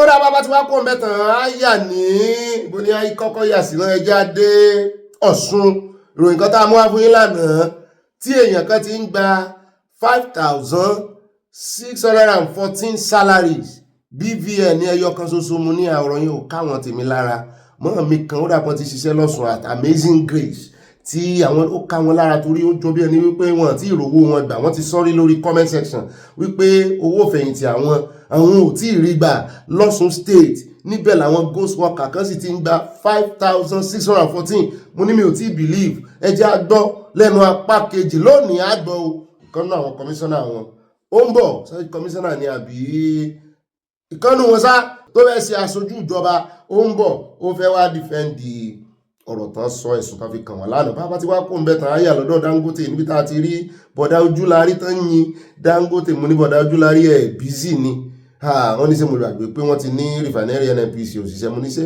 iṣẹ́ yẹn nìkan wá ní rìfànẹ́rì ń ṣe ni ṣe bọ́ọ̀ náà ń ta epo rọ̀bì wọ́n ní ṣe mo gbàgbé pé wọ́n tún ti ní ṣíà wọ́n ní ṣíà holding ní Dangote wọ́n ní torí ẹ̀ bí téèyàn bá ti ní ṣíà holding èèyàn náà jọ níní so tán bá ẹ bá rí wọn tán kí Dangote tán yin Dangote wípé ó gbógo fọlẹ̀ rẹ̀ wọn ló ga ọgọ́lọ́ ń ṣàánú wa àwọn tó yẹ kó mọ rógolo tán wá lọ yin èèyàn kan anyways nígbà tó yẹ pàrọ̀ náà ti ní stake ń bẹ̀ ibẹ̀ láti wá gbọ́ tí Dangote náà ganu sí máìkì tó ní nǹkan bíi tá a bá fi máa rí oṣù bíi mélòó kan sí ìsìn ọmọ Nàìjíríà náà wọ́n ní orí ọ̀fẹ́ àti ra shareholding directly sínú iléeṣẹ́ ọ̀hún pé lóòótọ́ shareholding NNPC náà ń bẹ̀ pé àwọn ọmọ Nàìjíríà ló ní on behalf of Nàìjíríà ní ṣùgbọ́n ní ẹni tó bá ní orí tó bá nífẹ̀ẹ́ sí tó sì lórí ọ̀fẹ́ láti ra share àwọn fẹ́ expand àwọn fẹ́ fẹ̀ dáadáa mo ní ó dáa ó lóun fẹ́ sọ̀rọ̀ òun fẹ́ fi sí aláàtì mo ní ó dáa à ń bọ̀ lónìí náà ni kò ní dọ́là. nínú àkórí ìròyìn tí ó mọ̀ tẹ̀lé ẹja dé Lẹ́kì Àjíran là ń lọ níbi tí wọ́n ti pa àwọn méjì kan ní 2023 àtọdún 2024 wọ́n lọ́mọ ọba náà méjèèjì inú àwọn ará abẹ dùn wípé wọ́n ti mú àwọn tó pa àwọn afurasí méjì lọ́wọ́ ti bàbá yìí tí wọ́n sì dárúkọ ìlú mọ̀ọ́ká kan tí orúkọ rẹ̀ ń jẹ́ Alhaji Àkànbí Ahmed wípé òun gangan ló rán àwọn o eléyìí ló wá fa ìdí tí àwọn ọlọ́pàá ìpínlẹ̀ Èkó tí wọ́n ṣe jámọ̀ tán fi léde wípé àwọn wanted díẹ̀ o pé ohun àwọn ń wá ẹ ń bá kófìrí rẹ̀ gbogbo ibi tó bá rìn sí ó ń sá lọ ẹ bá wọn mú ní láti 2023 lẹ́jọ́ ìtì wà nílẹ̀ wọ́n ní gbogbo ẹni tó bá mọ Alhaji Ahmed Àkànbí àwọn ń wá o. ẹ jáde nù àkójọpọ̀ ròyìn á fún yín ní ẹ̀kúnrẹ́rẹ́ rẹ̀ ó dáa bá wá kó ń bẹ̀ tán. á yà ní ọ̀dọ̀ ìkànnú àwọn economist ọmọ Haúsá ni ṣùgbọ́n mi ò mọ̀ pé Haúsá náà bright tó báyìí nínú economist ó ní out of 113 countries ó ní Nàìjíríà gbé ipò 103 mẹ́tàlélọ́gọ́rùn-ún àwọn kan wá ń pariwo wípé Nàìjíríà food security wà food security pé kò sí tó jẹ́ food security Nàìjíríà kò sí ètò ààbò fún oúnjẹ jíjẹ ó fẹ́ gbé wa débẹ̀ ááyà lọ́dọ̀ rẹ̀ a ní pẹ́ lọ́dọ̀ rẹ̀ lónìí náà ni kò ní dọ́là oúnjẹ bẹ́ẹ̀ nípa ti kókojá lórí àwọn àkòrí ìròyìn bẹ́ẹ̀ náà ni a ní rí jù bá lọ àfẹ́pẹ́ bàbá dénú àkójọpọ̀ ròyìn àwọn ọ̀fẹ́ ló jẹ́ jáyà fótó wa ká tó wọnú abala àfipàkà Abala Sanawole ẹsẹ̀ yìí iye lọ kérúbù rè àwa ọmọ kérúbù àwọn aláṣọ funfun àti sẹ̀lẹ̀ yóò ti yẹ mo ṣe pariwo ẹ ṣe iye wọ́n fi kíní wọ́n mi sí wa lára gbà ẹ̀ I believe nù iṣẹ́ omi iṣẹ́ anointing oil à ń gbàdúrà sómi à ń ṣèwẹ́ odò bẹ́ẹ̀ náà ni wọ́n máa ń fi kíní mọ̀rìwò wọ́n máa ń fi sínú omi láti pírèsì nígbà táwọn àwọn kékeré wọn mọ̀ bóyá àwọn kérúbù sì ń ṣe mọ́ ní ìsinyìí o ká tó tiẹ̀ wá darí sí pé àwa di àwọn new generation náà ṣùgbọ́n yìí ti yẹ abáyìí àmọ́ tó lé apò kérúbù gbà mí ó ga ọ adúpẹ́ lọ́wọ́ Ọlọ́run o àkọ́kọ́ nínú sáàtì afọ́tò wa àfi pàkà yọ̀yà kò ní yẹ̀ lẹ́ o ẹ já lọ sínú àwọn ìròyìn Sanawole. Alákọ̀ọ́kọ́ ń bẹ̀ já sáré lọ sí airport wọ́n ní obìnrin kan gbàgbé ajá rẹ̀ sí airport náà bá gbé lọ ilé ẹjọ́ mo ní ajá àná láti ń sọ wípé ẹ̀mí ajá wọ́n gbé ẹ̀mí ajá níyì wọ́n gbé ẹ̀mí nǹkan ọ̀sìn níyì nílùú òyìnbó ju bí àwọn olórí yín ṣe mú ìlera ní Nàìjíríà ohun rí wa àti kò fálẹ̀ Ifá ti ń ṣe o èèyàn kan gbàgbé ajá rẹ̀ ní tó mú ọ gbàgbé ajá rẹ̀ ajá tó sanwó fún ó kan lè dédé gbé nǹkan ọ̀sìn wọnú plane wọ́n sanwó ó sì mọ̀ bóyá airline yẹn ń gbé ntọ́ wá gbé kíní tọ́ dé sí gan tó bá jẹ́ pé òun ṣe tọ́ríìsì lọ ni tó jẹ́ wípé hòtẹ́ẹ̀lì tó dé sí gan ó gbọ́dọ̀ jẹ́ hòtẹ́ẹ̀lì kan tí ń gba pet tó dẹ̀ wà á dẹ̀ sanwó ó bá owó dé. Obìnrin kan ti dèrò ilé ẹjọ́ lórí ẹ̀sùn ìkọ̀sílẹ̀ ẹranko lẹ́yìn tó gbàgbé ajá rẹ̀ sí pápákọ̀ òfurufú kan nílẹ̀ Amẹ́ríkà níbi tán ọmọ Nàìjíríà ìjọba Nàìjíríà ti ń gbàgbé àwọn èèyàn rẹ̀ sí àkàtà àwọn ajínigbé tán tí iye àwọn èèyàn tán jí gbé. Èèyàn kan ti wá gbàgbé ajá ilé ẹjọ́ straight ẹ̀ ń bá gbàgbé èèyàn wà ń kọ́ bí ìtàwọn olórí yín Nàìjíríà ibùdó yẹ kán gbé wọn lọ ó yẹ kẹ́ ẹ máa gbé àwọn olórí yín lọ ilé ẹjọ́. Ọlọ́pàá ní àwọn rí ajá ọmọ ọdún méjì náà tí wọ́n so mọ́ báàgì ní pápákọ̀ òfurufú Harry Reid tó wà nílùú Las Vegas. Wọ́n ní àwọn gbé ajá ọ̀hún lọ sí ọ́fíìsì àjọ kan tó ń dáàbò bo ẹranko wọ́n tún ní àjọ tí ń dáàbò bo ẹranko nínú airport àmọ́ àjọ náà ni yóò máa tọ́jú rẹ̀ báyìí lẹ́yìn tí olúwa rẹ̀ kò yọjú ẹni tó ní. Wọ́n ní àjọ náà ti wá ń sọ báyìí pé onírúurú èèyàn ló ti ń kọ̀wé pé àwọn fẹ́ ajá náà láti máa tọ́jú rẹ̀ wọ́n fẹ́ absurd yẹ ibò mi náà ni tó bá fẹ́ gbajá tọ́ kí lè bu ẹ̀nà mo ti gbàgbé wọ́n sàfẹ́ gbà tọ́. Wọ́n ní àwọn aláṣẹ ti fún ajá náà ní orúkọ tuntun Jet Blue orúkọ yálà fídíò ìṣẹ̀lẹ̀ náà ó ṣàfihàn bí afurasí ọ̀hún tí wọn kò dárúkọ rẹ̀ ṣe lọ síbi tí àwọn arìnrìn-àjò ti ń ra tíkẹ́ẹ̀tì ní pápákọ̀ òfurufú tí kò sì mú ajá náà dání lásìkò tó fi ibẹ̀ sílẹ̀ àgbààgbà náà ló ti gbàgbé rẹ̀. Lọ́rọ̀ kan wọn náà ti gbé lọ ilé ẹjọ́ báyìí o pé dààmú dáadáa yóò fojú ba ilé ẹjọ́ kò sì ní lè ní ajá ẹ̀ mọ́ irọ́ ó ti lù sí custody ajá ẹ̀ yẹn bí ọmọ ni bí ìgbà tí ọkọ àti ọba ń jà bí ọ̀rọ̀ Davido àti baby mama ìtàn ń jà sí custody ẹ̀rí báwọn èèyàn ti ń béèrè fún custody ajá ẹ̀ ni wọ́n ti káànú ẹ̀ nìyẹn tí òun la fẹ́ bẹ̀rẹ̀ sí káànú ara wa ẹ wò àwọn kan ti ń káànú ẹranko ìtọ́jú ajá ìmọ̀ sí kékeré ìtọ́jú ológbò náà ẹ wá wo èèyàn bá a ṣe ń tọ́jú ara wa bá a ṣe ń look out for ara wa ní Nàìjíríà àbí nílẹ̀ Yorùbá ilẹ̀ adúláwọ̀. Ó rẹ̀ já tẹ̀síwájú ọjà kúrò lórí ọ̀rọ̀ ajá àwọn tó mọ ìwúlò ẹranko àwọn náà ni ajá Nàìjíríà wọ́n jẹ́ kiri ń tiẹ̀ ní kí ló kan olówó ajá Nàìjíríà ajá Nàìjíríà wọ́n jẹ́ orí gbẹ̀yọ́ jẹ òsì nítorí tí ò ní jẹ́ ń tiẹ̀ ṣùgbọ́n bí ẹranko ìjẹ́ kiri o kódà kò jẹ́ ewúrẹ́ ó gbọ́dọ̀ wà custody èèyàn kan kó jádìyẹ mo ti rẹ́ni tó ń sin adìyẹ rí pẹ́pẹ́yẹ yóò wà custody yàtọ̀ sáwọn tó fi ń ṣe agriculture o. Ó rẹ̀ já tẹ̀wájú náà abala àfipàkàtò nìyẹn já lọ tààràtààrà sí Celestial Church of Christ létí ọ̀sà níbi tá a ti gbọ́ wípé wọ́n ní àwọn agbófinró ìjọba kan kì í sáwọn ọlọ́pàá ní àwọn káì wọ́n náà wá wo kìnnìmù ní káì náà ti bẹ̀rẹ̀ sí ní wọlé àmọ́ sí nǹkan lẹ́kọ̀ọ́ báyìí gbogbo ìkúlẹ̀ fẹ́ wó tán ni kò sí lẹ́mọ̀ ó lágbára kò sì sí àwọn skyscraper buildings tán fi ṣe lẹ́gbẹ̀ẹ́ nǹkan fi ń preserve lẹ́m̀bíire àwọn ilé 25 story building 18-story building tán kọ́ wọn tó fẹ̀gbẹ́ kanra wọn tó pọ̀ lọ sún àdàdà tán bá ti ẹ̀kọ́rú ẹ̀ sí Nàìjíríà sán lè ṣàmójútó rẹ̀ láìsí electricity tó péye bóun náà ṣe fẹ́ ní elevator bóun náà ṣe fẹ́ mọ pọ́ǹpù omi wọn ìgbẹ́kànga sí irú rẹ̀ o ibẹ̀ láti wá gbọ́ tí olórí church ibẹ̀ láti wá gbọ́ tí olùṣọ́ tó jẹ́ olùṣọ́ ọbẹ̀ tán ti ké gbàjarè síta mo ti ẹ̀ láìpẹ́ wọ́n maintain peace wọn ṣùgbọ́n eléyìí ò dáa tó lẹ́yìn tán níwèé tán ní gbogbo ẹ̀ bá ń tẹ̀sí ẹja gbọ́ bó ṣe lọ.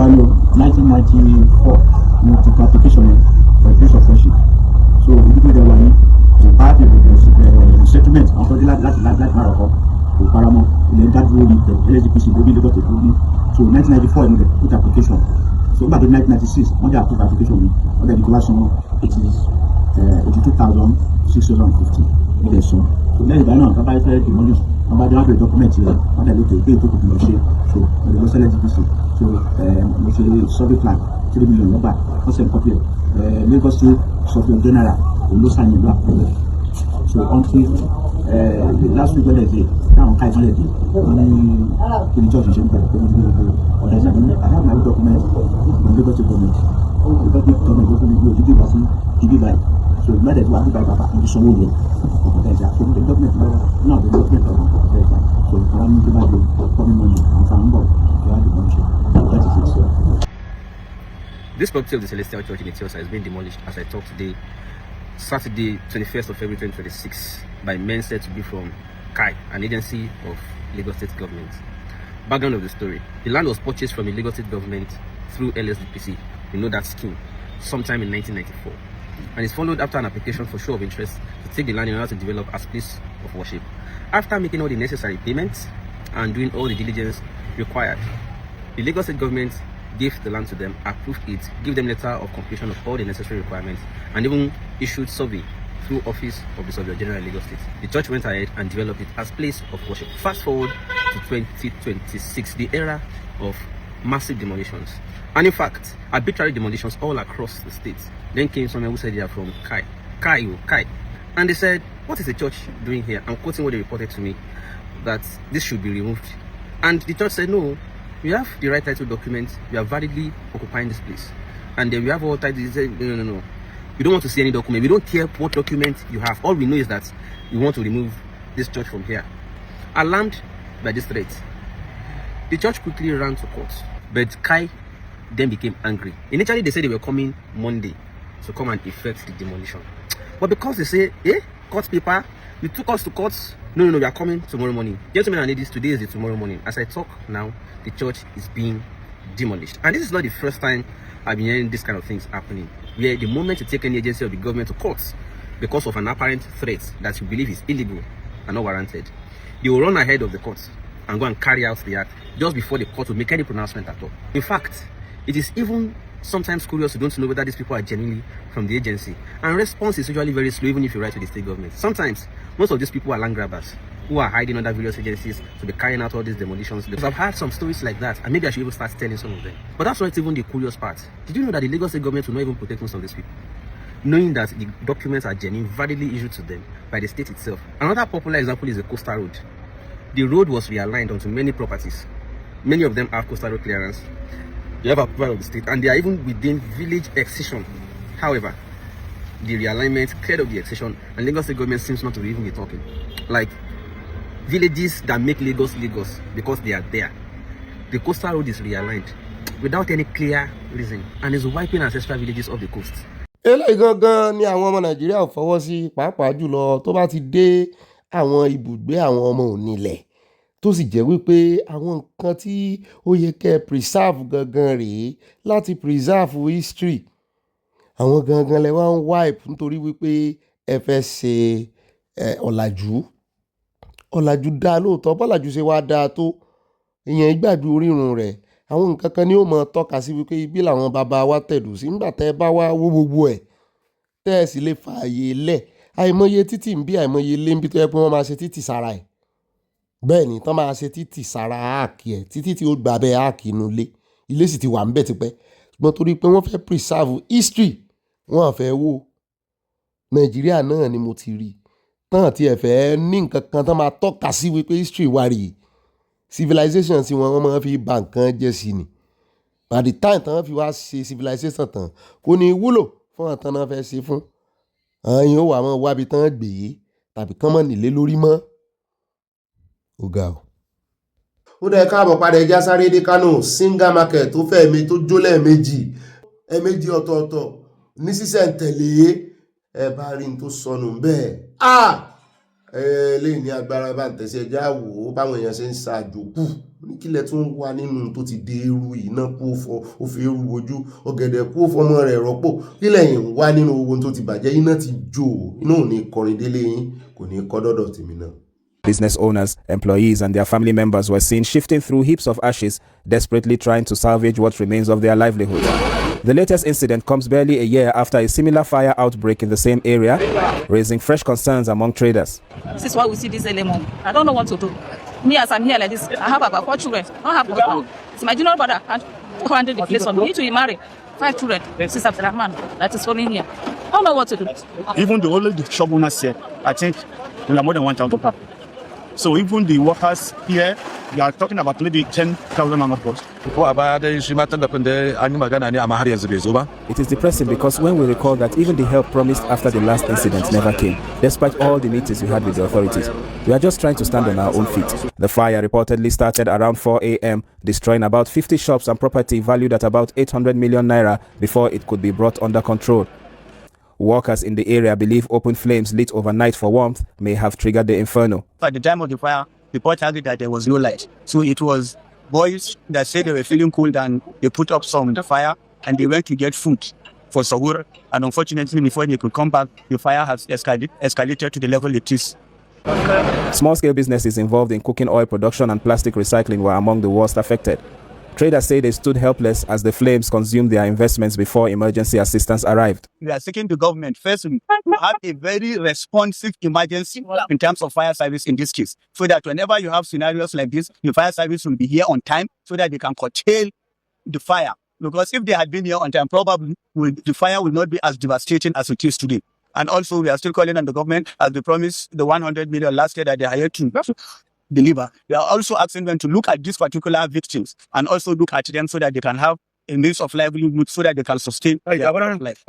òun náà lẹ́tí rí yẹn ẹgbẹ́ ṣe ìjọba tó promise wọn ní 100 million ní last year nígbà tí ọjà ìkan náà jó sọ́ọ̀nà tó ń ké pè wọ́n tí ìmúlẹ̀ rí tọdún tó kọjá ṣẹ́ o wọ́n tún ké pè wọ́n nígbà tí míì tún ti ṣẹlẹ̀ lọ́dún yìí ẹgbọ́ ṣé kán máa retí ìrànlọ́wọ́ lọ́wọ́ ìjọba kan náà. ó yẹ káàbọ̀ padà ẹjẹ́ adé ọ̀dọ̀ bọ̀dá Adébáyọ̀ SDP níbi tó ti ń sọ pé ọmọ Nàìjíríà ti lose confidence ní olódòdẹ pàápàá jùlọ gbọ́ ọ̀rọ̀ ètò ìdìbò yìí wípé agídí ni olódòdẹ ń ṣe mo ní bá ń tẹ̀sí ẹjẹ́ sáré gbọ́rọ̀ lẹ́nu wọn ó dùn lẹ́nu wọn ju tèmi lọ. I have not lost confidence in the election. I have lost confidence in President Bola Ahmed Tinubu and the leadership of the National Assembly. And not only me, majority of Nigerians have lost confidence in them because President Tinubu is in trouble with the people. He's not delivering results, and he doesn't want the people to inspect his work. Therefore, he's putting roadblocks in the way of the voter, in the way of the citizens to say, come and explain to us. Because he believes that in their own class of politics, in their own school of politics, if we can call it politics, that you do not go to the people to ask for power. You're wasting your time. People like us who go to the people to campaign, ask for power, you're wasting our time. You grab the power, you snatch it, you run away with it. That is what he believes. And this is legislative snatching of power. So we are still going to defeat Tinubu in this country. We are still going to defeat him handsomely and defeat the APC handsomely. But he has put another burden in the way of people, another shadow of doubt in the mind of the voter. So we have to now go back to boost the confidence of the voter to say all hope is not lost. Just come out. It's also going to make the voting center more like a vigilante place. If the law had been passed the way all of us agree majority, all of us will have gone there as democratic. The majority voted on the electoral amendment bill. No, look at, you have been covering National Assembly for some time. Have you ever seen a carpenter with a hammer? Hammering away like that? But you look at the numbers, APC has the majority in both chambers. Then put it to vote. That's what they did in the Senate. They did not. That's what they did in the Senate. No. 55 against 15, overwhelmingly. No. The House is one, the Senate is one, the House is one. So they took a voice vote in the House of Representatives. There was no voice. That's not voice vote. That's the shouting match. Right. And even there, you can play the tape for history. The man, the deputy speaker, I don't know whether he was a carpenter before or an auctioneer, was not interested in listening to his colleagues. He was hammering away like a hammer and nail situation. Point of order, don't bang, bang, bang. That is not how civilized people behave. At the end of the day, even if you manage to cook up a suborn majority in the National Assembly, if what you are legislating about is not mere government policy, government contract, if it's something fundamental to the country, something that is contained in our fundamental bills like Chapter 2, Chapter 4, what the majority say outside is binding on the National Assembly. Has that been established? That the people who are opposing what played out are in the majority? Has that been established? Go and read the report of the House of Representatives and read the report of the Senate. They wrote it by themselves. They went around the country and did town hall. They did public hearing and they wrote their own report. You are a journalist. Tell your producer, call me back. Take what they wrote. Last minute, they started sending text messages to themselves and said, no, Oga said we should change this thing. And they started doing all this, rolling themselves back. Oga being the people you saw the picture signing what Nigerians are crying about.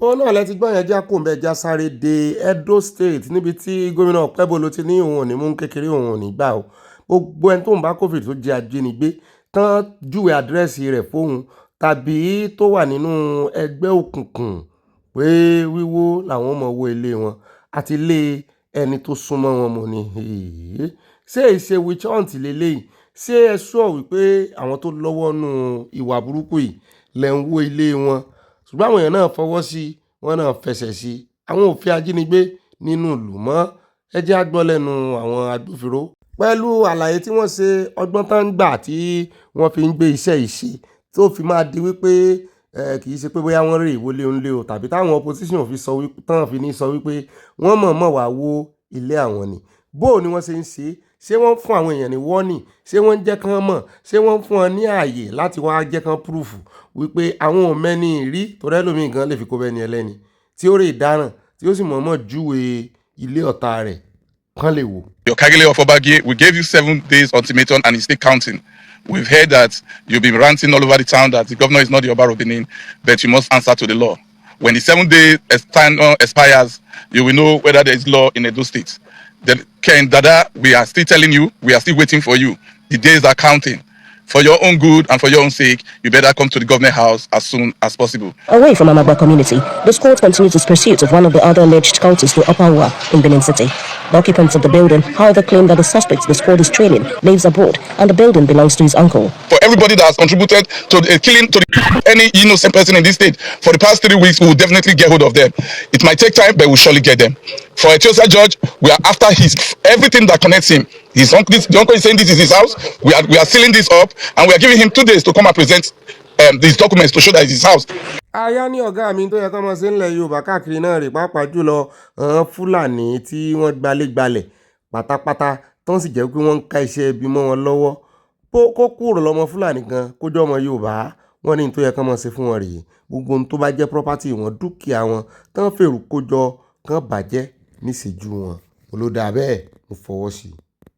ó dẹ̀ káwọn padà ẹja wá dé Taraba níbi tá a tún ti rí tí wọ́n pè lu àwọn nǹkan ogun lẹ̀ mo ní kí tún lè iléeṣẹ́ àwọn ISWAP ló tún gbà lọ́wọ́ àwọn iléeṣẹ́ ológun Nàìjíríà wọ́n ní rárá wọ́n ní iléeṣẹ́ ológun Nàìjíríà ni wọ́n lé ambush fáwọn kan gbogbo nǹkan gbà lọ́wọ́ wọn náà rèé àwọn ìbọn àti kíní díẹ̀ tí wọ́n gbé ọ̀tá àtàwọn fóònù mò ń rí screwdriver mò ń rí plier bẹ́ẹ̀ náà ló bówó dé àti mọ́tò Audi ni mò ń wò yìí registration number mọ́tò ìgbìmọ̀ yẹ kẹ́ ẹ lè fi mú àwọn tó ní àyà ní ọ̀gá mi ó ti ẹ̀dá bẹ́ẹ̀ tán bá ń gba àwọn lọ́jístíìkì wọn Ìbàdàn mo ní sáwọn ISWAP gba lọ́jístíìkì lọ́wọ́ àwọn ọmọléṣẹ́ ológun ibi IED náà lé ilẹ̀ fún wọn ọ̀rọ̀ wọn tójú sú mi o. ó dá ẹja wá dé inú ìròyìn yìí níbi tí mo ti gbọ́ wọ́n ní Chief Imam of Lagos wọ́n ní Fúlàní mànù ní wọ́n lẹ́ẹ̀ ti wòra yín ràn wọ́n ló fi orúkọ Yorùbá sínú orúkọ rẹ̀. This is how the Fulani has been doing to take over space belonging to Yorùbá under the disguise of Islam. ẹ̀sìn náà fi kó ilé omi ọbẹ̀ jẹ́ ẹ̀yin tẹ́ ẹ̀ mọ̀ nǹkan kan gbogbo ẹ̀ mọ̀ wípé inú wọn ò dùn wọ́n bá ti fẹ́ kírun kán wá rí pé Yorùbá wọ́n fẹ́ fi èèyàn wọn gbogbo ilẹ̀ Yorùbá náà fẹ́ fi èèyàn wọn sí àwọn náà wá ń jórúkọ Yorùbá wọ́n ní even gan Emir of Ilorin wọ́n ní was actually installed as Ọba of Ilorin ni wọ́n lọ́jọ́ tán install ẹ̀ gbọ́ sí lóòótọ́ ni wọ́n ní ọba of Ìlọrin náà pé lọ́jọ́ tán install ẹ̀ ṣùgbọ́n láti ìgbà tó ti dórí kínní wọ́n ní sórí àpèrè lápè wọ́n sọ wọ́n ní kò jẹ́ ọba mọ́ wọ́n ní emir náà ń pè wọ́n ní his name was Sulu Kọ́lápọ̀ Gàmbàrí. ẹ bá wa ẹ̀yin ọmọ Ìlọrin ṣé lóòótọ́ ni ẹ sàmúrúkọ ọba yín ibo ló ti rí Dọ́lápọ̀ Kọ́lápọ̀ ibo ló ti rí. wọ́n ní ṣùgbọ́n ní ìsìn ó ti yọ kó, but when he was crowned as ọba he removed Kọ́lápọ̀ from his name and called himself emir lòun mọ̀ jẹ́. This is how Fulani took over Hausa land as well and currently hiding under Igbo Muslims in the east. Torí wọ́n ní nílẹ̀ ilẹ̀ Igbo wọ́n láwọn ò ní gbà wọ́n náà ti fẹ́ mọ́ hide sí abẹ́ ẹ̀sìn. The office of the Lagos State Governor allows Ikeja must, as a matter of urgency, stop all this Fulani hiding under Islam to take over Yoruba land. As we speak, all the chief imam in Lagos are Fulani. That's how they do. Once one of them attain the position, they will look for a way to replace the real owners of the land. This man was the one who installed all the chief imam across Lagos and made himself the leader. All those Fulani added Yoruba to their names because they also speak fluent Yoruba. I wouldn't know they are not Yoruba. No Yoruba dress this way. This is Fulani culture, not Islamic culture. Lagos is not emirate. Therefore, no room for... ṣé lóòótọ́ ni ká kọ́kọ́ kọ̀ǹfàmù ẹ̀ náà àwọn ará Èkó wọ́n ti lọ ọjà wọ́n láìkì kan mọ́ tasọ lọ́jà wọ àwọn ìyá lọ́jà ńláńlá tó ń tasọ ará Èkó nìyẹn ẹ̀rọ ń ta aṣọ nígbàgì náà àkúdà kán mójú tọrọ wọn ọmọ Ìgbò sì fẹ́ gba gbogbo ilẹ̀ ńgbà náà rè tán talẹ̀ fún ọmọ Ìgbò ọwọ́ ara wọn náà fìtà láwọn ọmọ Èkó ẹ tún wọ̀nà tán tún gbàjọ sí yẹn láti mú tí ẹ ti rí tán ti ń fìdí ẹ̀ múlẹ̀ wípé sàríà ti wà lẹ́kọ̀ọ́ ti pẹ́ ẹ kàn ń pariwo ní ẹ ní bọ́ ṣe ń ṣe é dà yóò tó ń ti o torí gbogbo ariwo tá a pa títí náà rè ti Sunday Igboho ti yé yín báyìí àbí ó ti yé yín báyìí ọ̀pọ̀lọpọ̀ àwọn èèyàn ló wá jáde tó ń gbé sí Sunday Igboho lẹ́yìn. Mo rí sista kan tí wọ́n ṣe programu Islam báyìí àwọn náà mọ̀ dá kíní borí mẹ́wàá láká mo náà tán ṣe analysis lórí baba Sunday Igboho wọ́n sì correct torí nígbà tí mo gbọ́ àwọn náà bẹ̀bẹ̀ pé àwọn sọ̀rọ̀ sí wọn lọ́jọ́ sí o ṣùgbọ́n ogun tán sọ yìí náà sí kò wá rí bẹ́ẹ̀ ṣùgbọ́n yóò yí ọ̀pọ̀lọpọ̀ wọn wípé tí Sunday Igboho bá ja ìjà débí ariwo tá à ń pa lórí security ní ìsìn kò ní yé wọn torí wọ́n believe pé ó ti já lójú Sunday Igboho ló ṣe padà wà bẹ̀bẹ̀ ṣùgbọ́n gbogbo ariwo tí Sunday Igboho ń pa lórí ọ̀rọ̀ ètò ààbò ṣé kò jàre everybody wa ẹ lè jàre ẹ lórí wípé wọn ìbá kìíní jà ọmọ wa ló wà ń bẹ torí wọn pariwo tí sísá yẹn papapa ń gbà yẹn nìyẹn lóòótọ́ pé olódóde ló wà ń bẹ ẹ jẹ́ àfọwọ́sowọ́pọ̀ pẹ̀lú ẹ jẹ́ à ṣe ṣùgbọ́n nínú àti fọwọ́sowọ́pọ̀ pẹ̀lú olódóde báyìí àbí ṣùgbọ́n ariwo tá à ń pa ṣé bẹ́ẹ̀ ṣe fẹ́ kílẹ̀ Yorùbá rírè ṣé bẹ́ẹ̀ ṣe fẹ́ kó rírè ṣé Sunday Igboho jàre everybody báyìí torí wọ́n believe pa àjàre àwọn jàre Sunday Igboho báyìí ṣé Sunday Igboho jàre everybody lórí ètò ààbò ọ̀rọ̀ ètò ààbò náà ló sì fà á ká tó wá bẹ̀rẹ̀ wípé a fẹ́ gba orílẹ̀-èdè a fẹ́ gbòmìnira wa sómìnira ò dáa ni Sunday Igboho fòmìnira lẹ́yìn gbà kọ̀ọ̀kan o ṣùgbọ́n ìkórìtà tá a dé bó ṣe gbà nù ó rí ẹjẹ́ àtẹ̀síwájú o ẹjẹ́ wá fi léyìí ká fi kánlẹ̀ pátánù Abala Sanawole. ní báyìí ẹjẹ́ àfi léyìí káde gbogbo abala àfipàkà ńlẹ̀ ẹjẹ́ á lọ sí ibi tí wọ́n ti dìbò àwọn chairman local government lánàá ibi mẹ́ta ọ̀tọ̀ọ̀tọ̀ ní ìpínlẹ̀ mẹ́ta Kano Rivers àti Abuja bó ti jẹ́ wípé ariwo pọ̀ lórí ti Abuja ìkan nínú àwọn òṣìṣẹ́ INEC ti Kano rèé níbi tó ti fẹ̀sùn kàn wọ́n wípé àwọn èèyàn jáde wá dìbò ó ní kì í ṣẹ̀bi àwọn ó ní ẹ̀bi àwọn ẹgbẹ́ òṣèlú nìyẹn ẹ jẹ́ agbọ́ díẹ̀ ń bẹ́ẹ̀ ká tó wá lọ sí Àbújá níbi tí a ti rí i pé èèyàn kan ṣoṣo nínú ẹgbẹ́ PDP mọ̀wé ni yòókù APC ní ọwọ́ àti ìrì ẹgbẹ́ Labour kankan tàbí ADC kan wọ́n ni o. That this is a very small election involving only two candidates, very few parties, 9, contesting.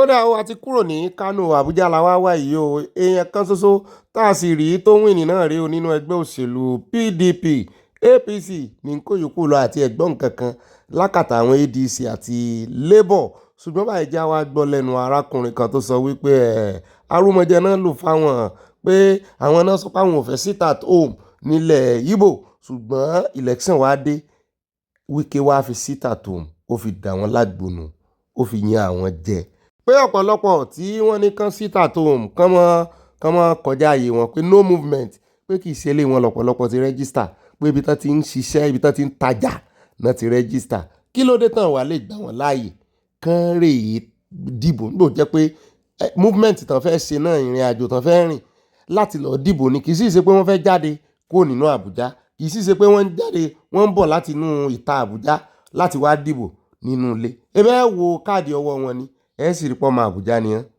Look at the FCT. People who wanted to vote from the Nyanyan axis, they locked them up. If you understand the politics of the FCT, you will know that people who vote in AMAC are people who register in their business places. These people are disenfranchised. This is a by force sit at home by the minister. It is wrong. That is why we are calling on the people of the world, because we cannot call him Bola Tinubu anymore, because he's part and parcel of INEC until he has no rights deciding who becomes the INEC chairman. Moreover, this INEC chairman too will be, in fact, let me even tell you, with the little investigation we have carried out with the activities of the election yesterday, it is clear that this INEC chairman is even 1 billion times worse than Mahmoud Yakubu, because he does not understand what election is about. I don't think this INEC chairman understands that it's time for Nigeria to take back its country. I don't think this INEC chairman knows that we have an illiterate electorate that needs to be educated. We should do this and we should do it right. It is time for us to call up people. I'm not calling out anybody because I just want to call names. Nigeria is a place where when you call names of people who commit crime, they'll come out for you. A man dies but once. The highest you can do is to prove the truth is spilled. I will say it the way it is without fear or favor. Nigeria has come to a time where the right thing must be done at the right time. The vote of the people must count. And the only way it will count is when the people are given the privilege to cast their vote and to also protect it. Beavers, as far as I'm concerned, is working well. The coalition is going to go efficiently well. And from the coalition and then the transmission of the results, you can be sure of a credible result. In all the polling units, the only area we had problem was in Abaji. And immediately, we deployed security men, and the ugly incident was tamed. And so voting did not arrive in only negligible number of polling units. So hopefully it's going to be sorted out. Majority of the polling unit, in fact, we got 99% as at 10:30 of polling units that were open. So just a few polling units that could not open at 8:30. But we are still on top of it because we are monitoring it even at the situation room. Yes. The Beavers. If the Beavers works very well, it will guarantee the integrity of the whole system. So if you are not accredited, you can't vote. When you are accredited, you can cast your votes. And Beavers, good election. So far as the efficiency of the Beavers is concerned, I am very satisfied because the Beavers they have worked effectively and efficiently. ó náà lẹ́tí gbọ́n ìṣùgbọ́n táwọn ọmọ Nàìjíríà ń sọ ni wípé gbogbo ọgbọ́n àti kẹrànjẹ gbogbo ọgbọ́n àlùwàlà ológbò ọgbọ́n àti kẹrànjẹ náà ni wípé wọ́n fẹ́ jẹ́ kí Beavers ṣiṣẹ́ torí ariwo electronic transmission pọ̀ wọ́n tiẹ̀ ti bọwọ́ lù kí tún ní ariwo tó tún kù lórí ẹ̀ ṣùgbọ́n wọ́n ní wọ́n fẹ́ lo ọgbọ́n wípé àwọn ibi tán bá ti rí i pé àwọn èèyàn opposition ló pọ̀ sí jù polling unit wọ́n bá ti rí i pé àwọn èèyàn kan ti rí i pé stronghold opposition ni wọ́n ní wọ́n ti bẹ̀ pa wọ́n lè lé èèyàn kan ló ní oore ọ̀fẹ́ tàbí lówó eligible láti cast vote nínú èèyàn bíi 5,000 ọba tó tún fẹ́ lò nù mo ní ẹ ṣe fúnra yín àwọn ò ní bá yín dá sí bí tẹ́ ẹ ṣe tẹ́ ẹ fi sún Nàìjíríà débi tó dé náà rè apariwo títí ẹ gbọ́. ó dáa àlérí jù báyìí lọ́nà Abala ti Sanwole ní pápápá jẹ́ introduce kí n pa àyáwọlé ó ti ní mọ́ introduce owó lẹ́ẹ̀mọ́ ń dáadáa bí ẹni mọ́ owó àyá wá gbé àwọn olólùfẹ́ adébẹ̀ I present to you àyá nínú Abala comment section abẹ́lẹ̀ yín olólùfẹ́ wa mọ́ wàá fagún ju àyá. mo mà tún kí n káàbọ̀ sínú abala ẹ̀yin olólùfẹ́ wa Abala comment section at Ọlápẹ́jú Okos wọ́n ní repentant terrorists to be integrated into the society. Ẹ ti ya wèrè, kí ló dé gan-an ní Nàìjíríà? Gbogbo ẹ̀yin ọlọ́pọlọ níbo lẹ wà o? Aláyìí kò gbọdọ̀ ṣẹ́, ó ti ṣẹ́ mọ́ wọn lára mọ́ mi ń bo ń tí mọ́ yà mí lẹ́nu jù nìyẹn. Ṣé rí, kì í ṣe tàwọn apààyàn, kì í ṣe tàwọn ISWAP àbí àwọn kìíní tí tán ju IED lẹ̀, bí kò ṣe the same thing dẹ̀ ń ṣẹlẹ̀ sí yín náà.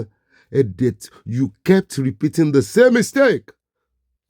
Mọ́mí dáadáa Precious Ajiwole, you are precious to me. One good day. Precious Ogbeni Bobby, happy weekend. More blessings from God. Some Naija people enjoy wahala. Election can be fair. Shame. Ìtìjú ńlá. Mọ́mí, happy weekend to you. At Ọmọlára, mọ́mí ní Bobby, ìbá oníròyìn tó ń mòye ẹ̀sìn mọ́mí ọ̀yẹ́ yín. Àwọn gómìnà ilẹ̀ Yorùbá ní láti múra láti dáàbò bo ilẹ̀ Yorùbá lápapọ̀. Wọn ní ara kankan mu, wọn serious. Nítorí ogun ti wọlé dé báyìí, ó yẹ kí àwọn ọba ilẹ̀ Yorùbá lè sọ̀rọ̀ sókè láti ṣe ẹ̀rù ba àwọn tó pa ọba yẹn. Àwọn ọba tó jẹ́ pé ìjà èmi mo jù ọ lọ náà sì ń jà kiri. Tán ń pè yàn kan lóyún ọba onípáálí, ọba aládé páálí. Mọ́mí Tóyìn Adéoyè, mo ti dọ́dọ̀ yín, wọ́n ní Ọ̀gbẹ́ni Bobby ti àìbá agbọ́mábí wọn ibà gbé wa débẹ̀. Ẹ ò béèrè mi mọ́mí ẹ mọ́ bínú. Mo máa fún ẹ̀yin àtàyà ní fáìnì, mọ́mí ẹ fún mi wọn ó san. Wọ́n tẹ lọ́ọ̀fù rẹpẹtẹ àti nǹkan panu. Ẹlẹ́yà wa ń kọ́ ń bẹ̀ pẹ̀lú àwọn Valentinos. Ẹ kú ìtọ́jú àwọn ìbẹ̀tàs. Ọlọ́run kú ìtọ́jú wọn ọpẹ́lọpẹ́ ẹ̀yin lára wa. Mọ́mí ẹ mọ́ bínú, àwọn tí mi ò béèrè pọ̀ wọ́n sì ń bínú sí mi. Àná ti fi mí sí auto forgive. Mọ́mí Debbie Àjẹwọlé Precious sí mi. Wọ́n ní Precious ìjàpá ọlọ́gbọ́n ẹ̀wẹ̀ ni ọ̀pọ̀lọpọ̀ àwọn olóṣèlú wa o. Nothing matters to them but to win all at all cost. Love you all. Wọ́n là nífẹ̀ẹ́ wo àwọn gbé adélé ńlọ́wọ́. Èmi náà ti di aládé orí igi ẹyẹ ìgbò. Mọ́mí fún mi lọ́lá Bello. Wọ́n ní Ọ̀gbẹ́ni Bobby ọkọ wa, mo ti gbé pẹpẹ súùpù ẹlẹ́ja tuntun sórí tábìlì fún yín o. Sir, CSI, I cannot love you less. Èmi ti jẹ pẹpẹ súùpù kí n tiẹ̀ tó mẹ́ni tó gbé bẹ̀. Mo kàn wọ yàrá yín náà ni mo rí pẹpẹ súùpù bẹ́ẹ̀ mọ̀ èmi ni wọ́n ní. Yọ yẹ yín mọ́ mi bẹ́ẹ̀ mo ti jó oúnjẹ àárọ̀. Mọ́mí Abọ́láńlé Ògúndọ́lá wọ́n ní ibà olóhùn iyọ̀. Ibà olóhùn iyọ̀, ibà olóhùn kàtà. Wọ́n ní more grace for you in Jesus Christ mighty name. Amen. Ẹlẹ́yà ìṣẹ̀lẹ̀ ṣe o, more grace to your elbow. Ẹ kí àwọn ìbẹ̀ta o. Hope the weather is not too cold for them. Love from Mama Dollar. Wọ́n tẹ love sí a. Èmi ni mo gba gbogbo kóòdù wọn mọ́ra. Mọ́mí Florence Alade, wọ́n ní dogs are more important overseas than people in Nigeria. Boo! Shame on Nigeria government. Wọ́n tẹ ẹ̀rìn sí a. Ṣé ìtàlólẹ́wà ni bùú tẹ̀ ló yẹn? Àwa la máa ń lo bùú níbí o. Ṣé wọ́n lò bí tẹwà náà ni? Mọ́mí ó ti gbé ń ta lórí. Ó dà pa wọn náà ní ọkọ wọn. Ọkọ yín. Mọ́mí ó ti gbé ń ta lórí dáadáa. Torí kíní lọkọ wọn. Diplomat ṣé mo gbà. Bẹ́ẹ̀ náà ni ẹjẹ́ lọ tààràtàrà sọ́dọ̀ mọ́mí Victoria Badejo gbóhùn òkè. Ibà ìfẹ́sowápọ̀ wọn ni àkó weekend yóò gbogbo ìdílé aláyọ̀. I wish Nigeria can be like Burkina Faso. What's going on quite today and every day in Nigeria. Although our nation no going back, may God protect our people. Amen. Wọ́n tẹ love sí a. Why ni òpó lónìí? Ìjà manage. Mọ́mí Stella Ogunbájọ, wọ́n ní ọkọ wa àtàyà. Wọ́n ní wúrà àti fàdákà, èmi kò ní ohun tí mo ní nìyẹn fi ìfẹ́ gbà á. Mọ́mí mo gbà á tìfẹ́tìfẹ́. Yọ yẹ yín mọ́mí kò ní yẹ ẹ lẹ̀. Mọ́mí Mabel Akínbọ̀bọ̀ láwọn ní ẹkú sí Ọ̀gbẹ́ni Bobby àtàyà. God Almighty will continue to carry you and your family. Amen. Òun ló gbé wa lọ́dún tó kọjá. Ìdún táwọn ló gbé wa. Kó tó di ìdún táwọn ló ti ń gbé wa bọ̀. Yóò gbé wa kọjá ọdún yìí. Continue in God's wisdom. Ara ilé Joseph lọ́ta. Okay, mo ti gẹ̀ tiẹ̀. Lọ́ta sóko ẹrú from Indianapolis, USA. Ẹ bá ń kí àwọn tèmi ń bẹ̀ ẹ̀yin àtẹlẹ́hà mi. Ẹjọ́ wà ń bẹ̀ ni. Bẹ́ẹ̀ náà ni Mọ́mí Ọlápẹ́jú Òkòsùn, wọ́n ní Ọ̀gbẹ́ni Bobby ìpàkọ́ kò gbọ́ sútì. Orí ni ẹlẹ́jọ́, orí ẹlẹ́gàn ló bàjẹ́. Fi wọ́n lé àwọn ẹlẹ́nu màrímà sọ òpònú ni wọ́n. Dáríjì wọn nítorí pé wọn kò mọ ohun tán ń sọ. Jésù ló sọ bẹ́ẹ̀. You are the best brother. Ẹ ṣeun. Yọ yẹ yín mọ́ mi. Yọ yẹ yín. Mo nífẹ̀ẹ́ yín o. Bẹ́ẹ̀ náà ni Mọ́mí Elizabeth Oyiniya, Mọ́mí Lújẹsà. Wọ́n bá chẹ́ẹ̀kì mi bí wọ́n á tún chẹ́ẹ̀kì mi ní inú WhatsApp lọ́hùn. Ọ̀pọ̀lọpọ̀ kọ́ọ̀sù wọn, ọ̀pọ̀lọpọ̀ mẹ́sẹ́gìsì yín mo ti mísì. Kì í sẹ́yìn nìkan èrò pọ̀. Bóyá àmọ́ ọjọ́ tí wọ́n mọ̀ wà lórí WhatsApp báyìí. wọ́n ní àtọ̀gbẹ́ni Bobby Ire bàbá ìfẹsọ̀wápọ̀ ìbá kà síwájú àwọn agbésùnmọ̀mí ti gba gbogbo ilẹ̀ Áfíríkà o. Ìkànnì olórí Nàìjíríà àlàáfíà àwọn ènìyàn kò jọ wọ́n lójú rárá wọ́n tẹ love say from Texas wọ́n lè gba Áfíríkà wọ́n yé gbàjẹ̀sà wọ́n yé gbàjẹ̀sà gbogbo ibi wọn rí kan gbà wọ́n yé gba Òjẹ̀sà lùjẹ̀sà ayé àwọn yé gbà á bẹ́ẹ̀ náà ni báàmì Olúwadésínà wọ́n tẹ love rẹpẹtẹ sí àwọn gbé adélé wọ́n gbàdúrà sí báàmì yọ yẹyin o. Number 1 always on the spot lórí comment section bẹ́ẹ̀ ó dà pé mọ́ mi kó tiẹ̀ tó ka kanda ni mọ́ mi okos lókùjọ okos tí mo ti rí yín mọ́ mi Fúnmilọ́lá Bello náà wọ́n jọ wọ́n dùn ní at mọ́ mi Oyèyẹmí Sàláwọn ni mo kí Ọ̀gbẹ́ni Bobby àti gbogbo ìdílé aláyọ̀ mo kí bàbá wa Sunday Ìgbòho Ọlọ́run á túbọ̀ gba ìtọ́ yín fún yín ní àṣẹ Èdùmàrè àmì congratulations wọ́n tẹ love ya mọ́ mi Abọ́láńlé Ògúndọ́là àwọn náà mọ́ ja ìjàdù fọ́ọ̀sì ńgbà mi gbogbo ìmọ̀ mọ́ rí yọ yẹyin Ọlọ́run ọba mọ́ mi Mosúnmọ́lá Olúwo tèmi nìkan ní ọ̀ ẹ mọ́ bá ń jìjàdù rẹ o wọ́n ní Ọ̀gbẹ́ni Bobby tèmi nìkan ọ̀rọ̀ Nàìjíríà àfi sùúrù torí oore tí olódòdó ṣe fún aláṣẹ ní kí wọ́n máa ṣe mẹ́wàá àti mọ̀ pé Nàìjíríà ti tán aké fún tó àwọn ni kò gbọ́ kọ́rọ̀ tó bàjẹ́ ó dà mọ́ mi ó ní expiry date o wọ́n bá ti wọlé ẹlẹ́ẹ̀kejì báyìí àtúbẹ̀rẹ̀ kìnìún ànímọ̀kàn jáì sí ni bẹ́ẹ̀ ni báàmì Òkènlá Adédọ̀tún wọ́n ní olùkù mi ọkọ ẹlẹ́hà ọkọ wòlíì màlátó yóyò bàbá ta boríkì tẹ́ ń fún mi mú mọ̀gbà tẹ́ fún mi o a kú gbìyànjú ẹ jọ̀ọ́ a fẹ́ kí ẹ bá wa tẹ̀síwájú nínú ìwádìí arábìnrin tí ó parọ́ fẹ́ẹ̀kì ìbálòpọ̀ yẹn o ó ti tó àṣírí àwọn ọlọ́pàá ló kù sọ́wọ́ wọn báyìí o ó ti jẹ́wọ́ ara rẹ̀ ó yẹ kí ó fojú ba ilé ẹjọ́ ẹ̀sìn kírun jàre ó gbọ́dọ̀ fojú ba ilé ẹjọ́ ó gbọ́dọ̀ prosecute ẹ̀ ṣùgbọ́n àwọn ọmọ Nàìjíríà ní lẹ́yìn tó bá ṣe àyẹ̀wò ọpọlọ fún un ẹ jẹ́ á lọ sọ́dọ̀ báàmì Isaac Strong Tower wọ́n ní unfortunately ìlú ààbò is just 2 kilometers away from the airport ló bá tán wọn tó lọ ń jí wọn gbé ń bẹ̀ náà wọ́n mọ̀ ń tàn ṣe àwọn ọ̀rọ̀ yé wọn ẹ jẹ́ á lọ tààràtààrà sí ọ̀dọ̀ mọ́ọ̀mí Stella Odele wọ́n ní Ọ̀gbẹ́ni Bobby ẹ find out wọ́n ní echo money from next year no more naira àwọn Yorùbá state kàn sí president pé tí àwọn kò bá lè gbé ìbọn bíi Fúlàní kí bàbá pín Nàìjíríà news yẹn wà nínú Yorùbá World Center wọ́n tẹ love sí ọ̀dà echo money yẹn ní owó ECOWAS àmọ́ bóyá wọ́n máa kó náírà ńlẹ̀ ní tán bá bẹ̀rẹ̀ ẹ jẹ́ àdọ́dọ̀ mọ́ọ̀mí Victoria Bàdéjọ wọ́n ní local government election Nigeria today February 21st 2026 is a joke àwàdà ni kàn mọ̀ ṣe kan kúkú sọ̀kan declare pé APC ti wọlé only one registered voter in a polling station what a mess mọ́ọ̀mí àbá mi ni ọba mi David Túndé Abbey wọ́n tẹ love rẹpẹtẹ sí àwọn tó ń bọ̀ wọ́n fi nǹkan panu lé lórí mọ́ọ̀mí Stella Ogunbàjò wọ́n ní àní gbogbo yín ilẹ̀ máa kéku ẹkún ní ègbére ń sunkún ẹ̀yìn Fúlàní ọmọ àlè játijàti eléré ibú wọ̀nyí kò ní í ragbá fún gbogbo yín wọ́n bá ragbá fún wọn kò ní í ràwò fún wọn àyà ní bó ràwò kò ní í ràkókò bàbá sàásùn ìgbà náà tiẹ̀ nídìí wọn nídìí àwo wọn nídìí kòkò wọn Fúlàní ìgbà náà fi ń ṣe nùnù wèrè tán mú ṣe kiri Missy Power wọ́n ní àwọn ọlọ́tẹ̀ ní gbogbo àwọn tó ní kí Ọ̀gbẹ́ni Bobby má praise Sunday Ìgbòho ìkàsí ní gbogbo ẹ mọ̀ bù wọn ẹ mọ̀ jẹ́ àbú yẹn ẹ mọ̀ jẹ́ àbú wọn ẹ mọ̀ jẹ́ àbú wọn. olólùfẹ́ wa ni dádì yẹn kò sọ ọlọ́tẹ̀ ń bí n tó kàn ṣẹlẹ̀ ni wípé kò ọ̀rọ̀ tí mò ń sọ òye wọn ni kò yé wọn ni bẹ́ẹ̀ ni ẹja lọ sọ́dọ̀ ọmọ mi Olúfúnkẹ́ Bájúmọ́lú wọn ní Bobby bẹ́ẹ̀ ni ìjọba Traoré rí o kí Ọlọ́run gba agbára lọ́wọ́ àwọn Sátánì Nàìjíríà tí Britain so wá pọ̀ mọ́ káwọn tó ń ro wọn ní agbára ṣègbè in Jesus mighty name amen please turn over at Missy Power wọn ní nobody miss Sultan of Sokoto because he is among the people behind Boko Haram allegedly yọ̀ọ́ yẹn bẹ̀rẹ̀ sí allegedly sí kó mọ̀ sọ kì lọ́kàn rẹ̀ orí agbágbé bẹ́ẹ̀ náà ni ìyá àfífàlà ìmọ̀ mi dáadáa wọn ní obì àyà gbogbo ilé wọn pín sí mẹ́ta wọn ní ó yá àdúrà kí Olúwa jọ̀wọ́ kọjú ìjà sí àwọn aráabí kí ilẹ̀ lanu gbé àwọn ọ̀bàyéjẹ́ wọ̀nyí mì àmì àrá ọ̀run kí ó sán pa àwọn ọ̀tá wọn ìyá ṣe Èdùmàrè ó dúrà nation of government àwọn tẹ love sí láti Canada ẹ ṣe iye ẹ jẹ́ àdúpẹ́ lé àdúrà ìlórí ọpẹ́ làwọn dàbí bẹ́ẹ̀ náà ni ẹ jẹ́ àdọ́dọ̀ bá mi Àlàó Tìjà ni wọ́n ní ẹ̀kọ́ ètò Ọlọ́run ní tò Ọ̀gbẹ́ni Bobby wọ́n tẹ love sí àtàwa àti ètò Ọlọ́run ló ń tò gbogbo wa pọ̀ mọ́mí Dorcas Jálò wọ́n ní ìbà Elédùmarè Ọlọ́run àwọn Ọlọ́run kéékèèké bẹ́ẹ̀ ni kò tí ẹ̀ sọ Ọlọ́run kankan níwájú Ọlọ́run òun náà ní òpin ọ̀run àtayé yóò yẹ kó ní yẹlẹ ó jẹ́ rántí ọ̀rọ̀ ọmọ mi Oyèníyà lánàá tí mò ń dúpẹ́ lọ́wọ́ wọn pé ẹ ṣe gbogbo ìgbà o ẹ ṣe ìgbà gbogbo wọn náà ya gbé fọlọ́hún dá padà fọlọ́hún pápápá.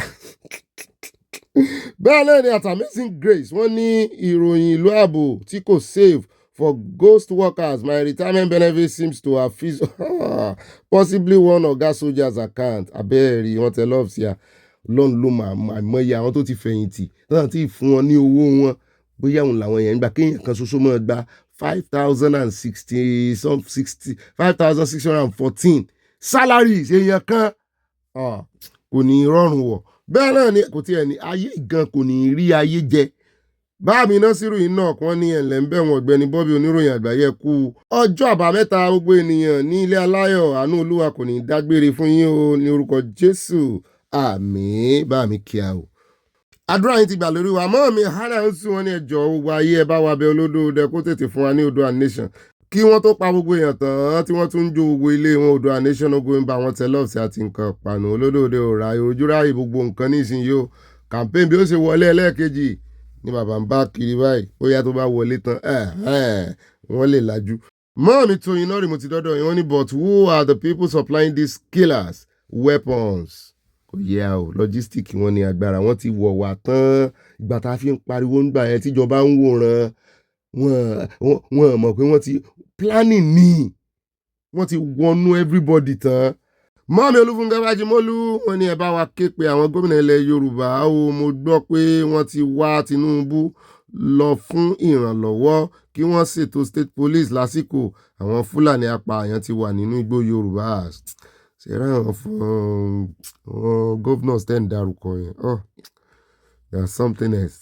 Mọ́ọ̀mí Dẹ́bì Dáre wọ́n ní Ọ̀gbẹ́ni Bobby ẹ̀kú iṣẹ́ Ọlọ́run kú iṣẹ́ rẹ̀ ìròyìn tí ò ní lágbára ó sì mú ẹ̀rín jáde ṣé yẹ̀yẹ́ kọ́ ni eléyìí pé wọ́n mú àwọn tí kò gbààwẹ̀ ní north Iléyá orílẹ̀-èdè Yorùbá àwọn náà mọ̀ wàhálà àwọn nìyẹn ní tó bá wọn nìyẹn bí Nàìjíríà ó ṣe dá bí ó ṣe dá kò bá wọn ṣé bọ́n ṣe mú àwọn tí ò gbààwẹ̀ tó ìyẹn dín agbésùnmọ̀mí kù nílẹ̀ Haúsá sí ọ bẹ́ẹ̀ ni àwọn tó pààyàn nígbà tó ń ṣe Ramadan lọ́wọ́ ṣé wọ́n ka àwẹ̀ sí àwọn alábòsí torí ẹ̀ ni mo ṣe máa kó wọn pọ̀ Haúsá àti Fúlàní wọ́n dá wọn ẹ̀hàn náà gbogbo wọn ẹ jẹ́ ọ̀dọ́dọ̀ bá mi Táyọ̀ Àjàyí wọ́n ní Ọ̀gbẹ́ni Bobby wọ́n bú sẹ́rìn so it's not compulsory to fast in Kano Yorùbá Muslims are you watching àṣírí tú àáfà watching Yinka TNT wọ́n pọ̀ ń bẹ̀ wọ́n pọ̀ ń bẹ́ẹ̀ bá mi ẹ̀ mọ̀ pé ọ̀pọ̀lọpọ̀ ìgbà tó bá ti dinú àwẹ̀ wọ́n máa ń di áńgẹ́lì wọ́n máa ń ṣe dáadáa táwẹ̀ bá ti parí nǹkan sọ fún wa nìyẹn pé kí àǹtí Yínká TNT kan ní sùúrù dìgbà táwẹ̀ ó parí àwọn ń padà bọ̀ mi ò gbọ́ rí. Kí wàá nìtumọ̀ àwẹ̀ tẹ́ ń gbà nígbà tí ò bá ní iṣẹ́ kankan tí ń tún ṣe nínú ayé yín tí ò tún wá yín ṣe.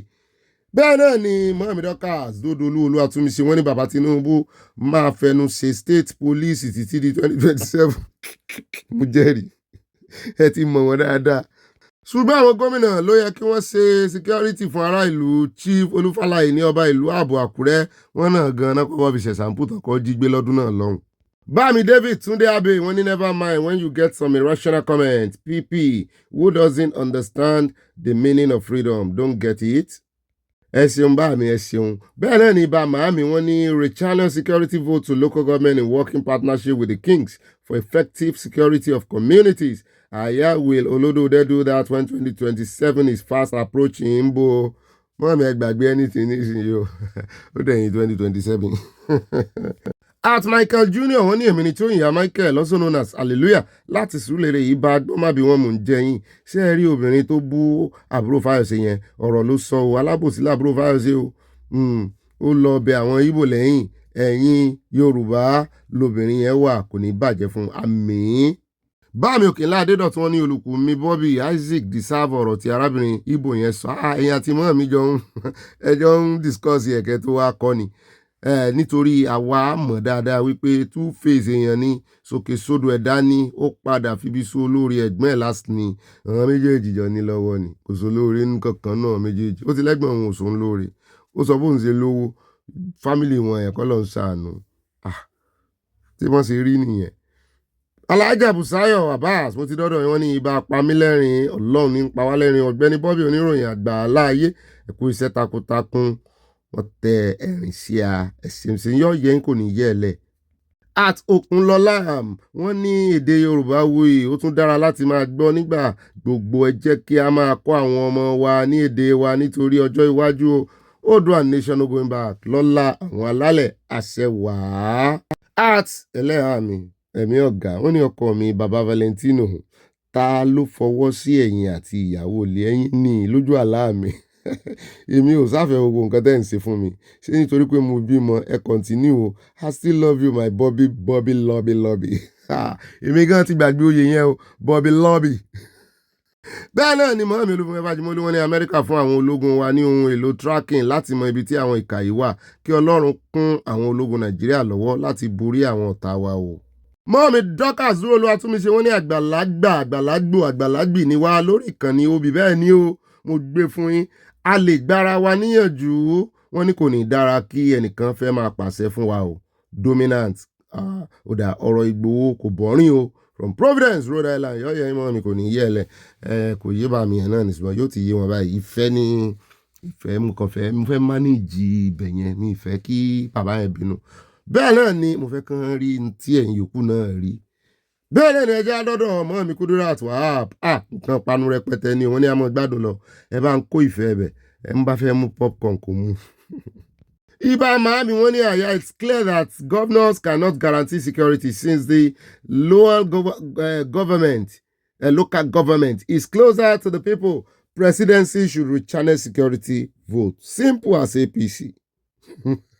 APC bó o kó sí lẹ́nu ni o simple as ABC kọ́mọ̀ ní Ọ̀gbẹ́ni Bobby o ti ń campaign for APC. Bẹ́ẹ̀ náà ni bá mi Táyọ̀ Àjàyí wọ́n ní Chief Olúfàlà is the Ọba of Ìlú-Àbò. He was the first to be kidnapped on September 21st, 2015 and released after payment of ransom. Nothing was done about it. The town is a Fulani caliphate. Kí wọ́n náà ń jọba fún bẹ́ẹ̀. Bẹ́ẹ̀ náà ni bá mi Abduldan Makafi wọ́n ní Obi àyà orúkọ yìí sì máa ń ṣe mí ń kàyéfì o ṣé ìṣe Fúlàní ní tẹ́ ti gbọ́ Yorùbá. Wọ́n ní ọ̀rọ̀ ìjọba àti agbófinró sí ìṣẹ̀lẹ̀ gbogbo ní Nàìjíríà dàbí ìgbà tí a bá sọ fún ọmọ tí ọ̀bẹ ti gé lọ́wọ́ tán pé kó ju ọ̀bẹ náà sílẹ̀. Bá mi orúkọ yín ẹ ṣe àlàyé fún wa o ẹ ṣàlàyé orúkọ yín fún wa agbádùn yín gan o ṣùgbọ́n orúkọ yín orúkọ Fúlàní lèmi wò yìí o.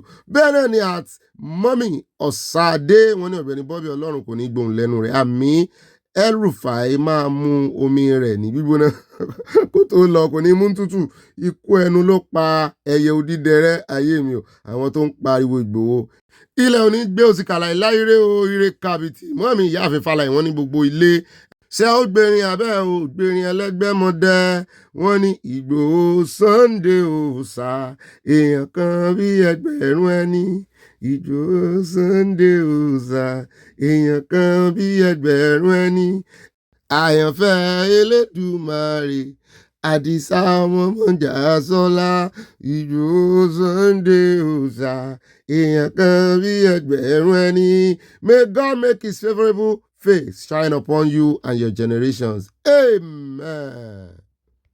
Àwọn èèyàn rò pé ìfẹ́ bàbá Tinubu náà là ní tó yẹn wọ́n mọ̀ wípé ìfẹ́ Sunday Ìgbòho ń tó ní àṣẹ làwa ń ṣe bá ti nífẹ̀ẹ́ ràn wá.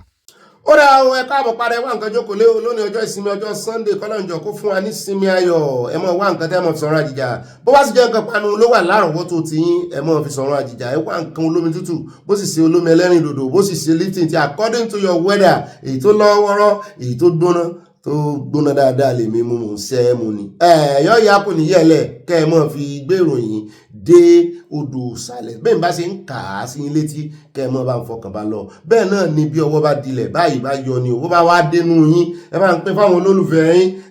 Bẹ́ẹ̀ náà ni ìmọ̀ràn yín ṣe kókó kó mọ̀ ju 5 lines lọ bá ti ju 5 lines lọ à ń gbalé ṣáájú ni ó sì jọ bẹ́ẹ̀ nípa àwọn èèyàn gan-an wọ́n sásẹ́yìn nínú kọ́mẹ́ǹtì lẹ́nu ọjọ́ mẹ́ta ìtorí ọ̀pọ̀lọpọ̀ fẹ́ kọjú 5 lines lọ ó fi múṣẹ́ yá fún wa náà ni ó fi múṣẹ́ yá fún àyá ni torí àyá gan-an àkọsẹ́ ní í ṣe lórí ẹ̀. Alákọ̀ọ́kọ́ nù àkójọpọ̀ ìròyìn wa fún tòní ẹ já lọ tààràtàrà sórí ọ̀rọ̀ ti Elrufai wọn ló kan ìjẹ̀gbọ̀n o bẹ́ẹ̀ náà làwọn ẹgbẹ́ ADC ń pariwo wípé wọ́n fi sàwọn ní sùtá ni, wọ́n mú Malami inú ẹgbẹ́ àwọn ló wà, wọ́n mú Elrufai inú ẹgbẹ́ àwọn ló wà, wípé ó daṣẹ́rú fáwọn pé káwọn sóòótọ́. Mo ní wọ́n ní bẹ́ẹ̀ ni, wọ́n ní ariwo táwọn ń parí pé wọ́n fẹ́ fi ṣe mọ̀nàfíkì ẹgbẹ́ àwọn ni.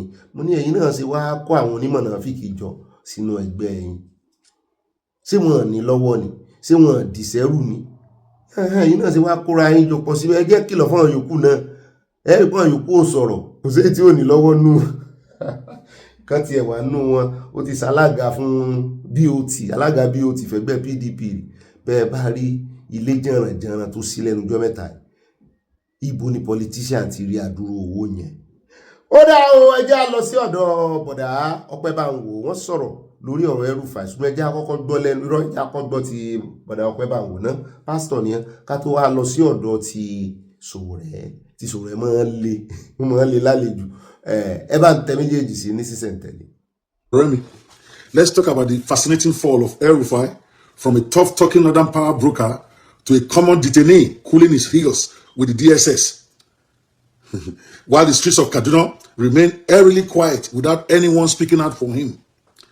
Elrufai just exposed the dangerous illusion in Nigerian politics that every politician must deliver themselves from. That is, the belief that past power is the same as present power. It is not. Power has an expiry date, and that date is the date you stop being in the ruling party. For months, Nasir Elrufai spoke like a man who still owned the state, not just influencing it, but carrying himself as if he owned Nigeria itself. He issued threats dressed as bravado. He told stories that suggested he installed presidents and could uninstall them. He boasted about political fights ending in his own death or the death of the opponent, and asked us to go and ask the dead Yaradua. He accused the Nigerian state, recklessly, in my own opinion, of importing poison to eliminate opponents without providing serious receipts.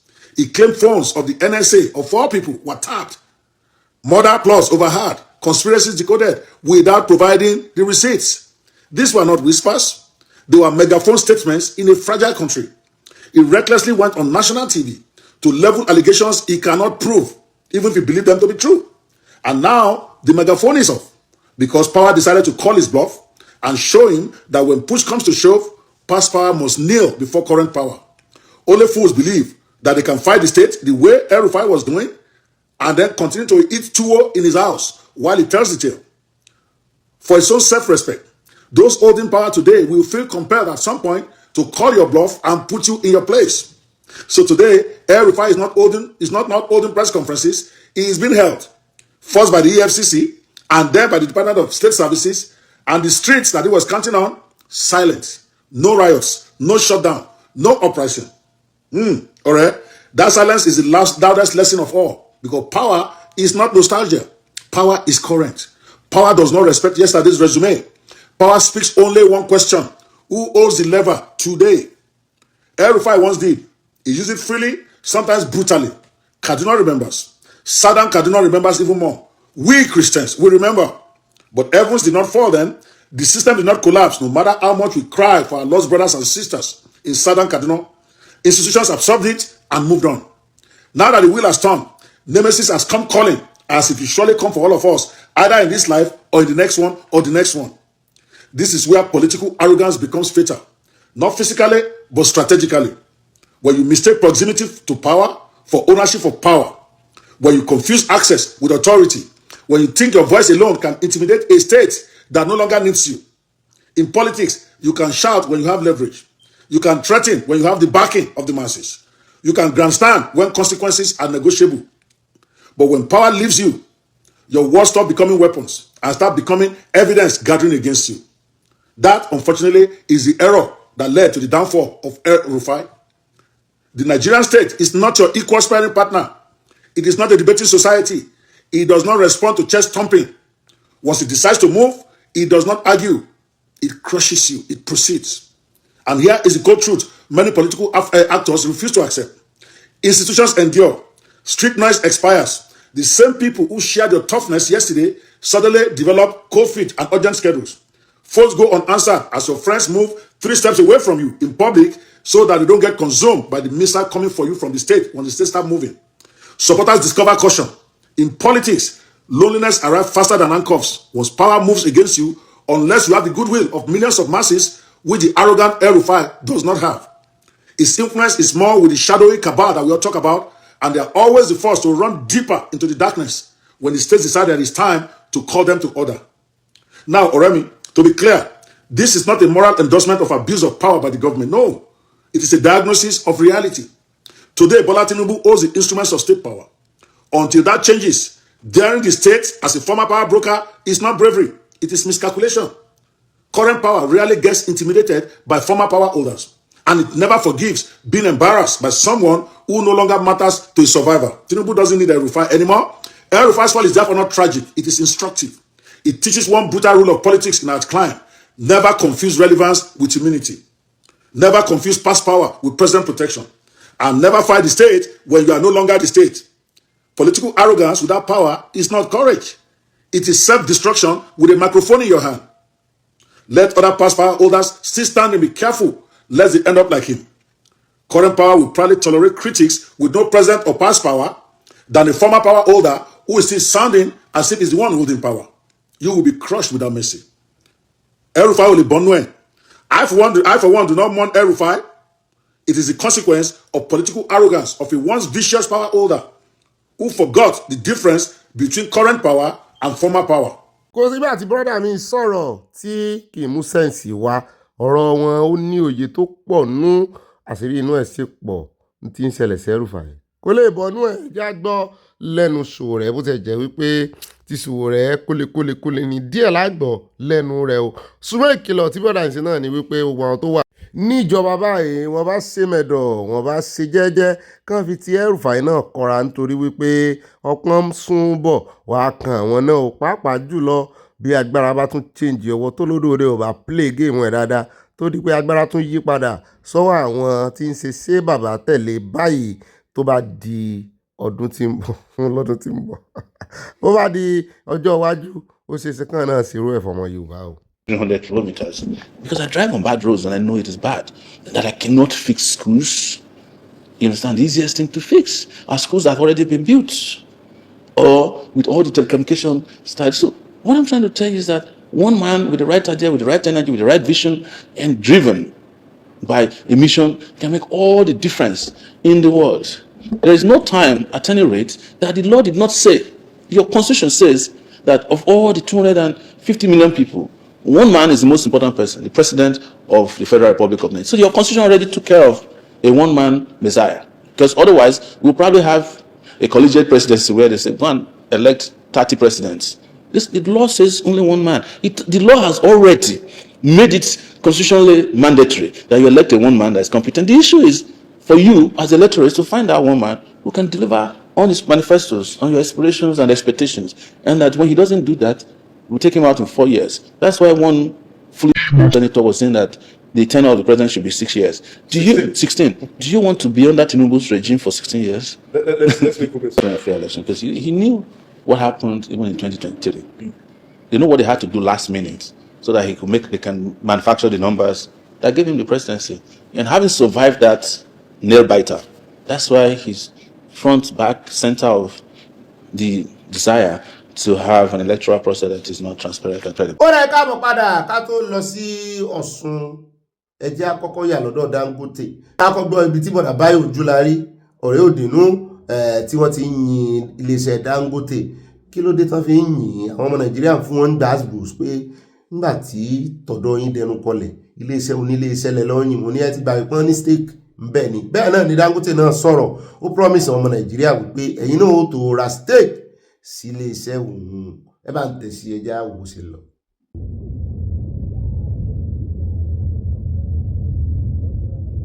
So we have, for debt, we have for PMS, and then we have for gasoline, gas oil, so that's the infrastructure that will, put it all the way here. Then the other one, also, it's geared up to go to the tank pump where we have the product. So you can see from our product tank, the ship is over 40 kilometers. But here, you can discharge any ship. And now the ship discharge 1.3 million barrels. So that's the VLCC. Yes. So, but normally all those who are bringing from US, who are bringing 2 million barrels. Yes. But it's just that in Nigeria, the facilities of loading, they are still low. They haven't changed. It's an old facility. So they can do only 1 million. Yes. And our own country, next step is for us to actually get our own ships. At least something that we can look at together. Yes, because yes, I mean sometimes, especially when we have the freight, then we have to go quickly and look what's the market. And you can see 13 hours journey, they will charge you $2.2 million. Because they are waiting. It's a million that they are used to making money. So they are waiting. And they know that the people will come, so they wait and charge.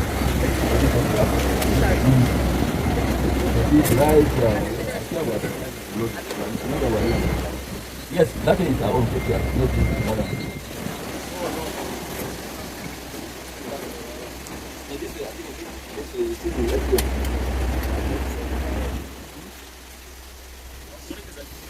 Do you have any ship? Yes, sir. Yes, sir. We have one. Okay, he is Captain. Good afternoon, ladies and gentlemen. My name is Captain Rana. Under Alaji's leadership, I'm looking after the marine operations. So I'll point you to the SPM where we have a tanker right now.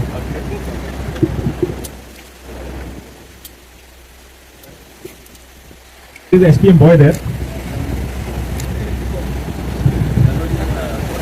Product, sir. PMS and one EGO. Very heavy. So what we have here is offshore terminal with 5 SPMs. SPMs are single pond mooring buoys, 2 for crude and 3 for products. The crude oil SPMs can take in world's largest tankers, the ULCCs. One ship which came in here brought 3 million barrels, one ship itself. That is twice the Nigeria's production per day. Then we regularly get ships bringing in 2 million barrels, one ship. So I think first of all, again, I will repeat that Nigerians, we should be grateful for the leadership and the inspiration of Alhaji Dangote and the Dangote Group, for the what my colleague called the audacity to embark on such a huge project. And what I will also say secondly is that no matter how much I have spent time, I've watched the videos of these facilities, I've watched all sorts of reports on the facilities, there's nothing like being here physically to actually see things for yourself. What we are seeing here is now called the front line of world-class technology. What most people may not really appreciate sometimes when you hear things being done like this in Nigeria is that you have the opportunity to leapfrog, take the learning from all over the world, and then apply it to deliver an outstanding world-class facility like this refinery. So this refinery has benefited from all the previous learnings. So when you hear a single train, the largest single train in the world, if you're not familiar with the details, you'll be very worried. And everybody was worried. I was also worried, right? But coming here and seeing the architecture of the plant and the redundancy that has been built into the plant, then what you see is that the plant has been built in such a way that despite being single strain, it has an incredibly high availability. So the perception of the old designs, I'm an engineer, so I can speak to that, right? The old designs do not enjoy the level of technology that you see here. So why is this possible? Now it's clear to me that it's possible because it is taking advantage of the best of technology, both digital technology, AI technology, as far as advanced electronics and mechanical systems as well. So it's an impressive facilities. It's also important to say that I feel really proud as a Nigerian standing next to Alhaji, because this plant has now been tested to its full capacity, above its full capacity. Now what we saw on the screen today, which excited me, is at 661. Right? This plant was supposed to be 650. None of us ever thought it would ever touch even 550, right? So seeing it live, and the parameters we are seeing are live parameters. They're not parameters that have been reported or photographs that have been written anywhere. I think every Nigerian should be proud that such an edifice is actually in Nigeria. Now, the next thing that also excites me is that Alhaji is not stopping there, and we as NNPC, being a very proud shareholder, and I would say even prouder today than I was yesterday, is embarking on the expansion of these facilities. And what that means is what we call replication. Replication is when you design something which is, you already know, you've made all the mistakes, right? And then you just design one, build 2, build 3, build 4. So what Alhaji has briefed us today, which excites us, is that the expansion of the plant is in hand, which means that we will double the capacity of this plant by just replicating exactly what is on ground. And then leveraging all common facilities that you don't have to rebuild again, which means that replication will be coming at a much lower capex. Not only capex, it also means that with the synergies of the operation, your unit operating cost becomes much lower. So you have a more efficient facility. So congratulations, Alhaji.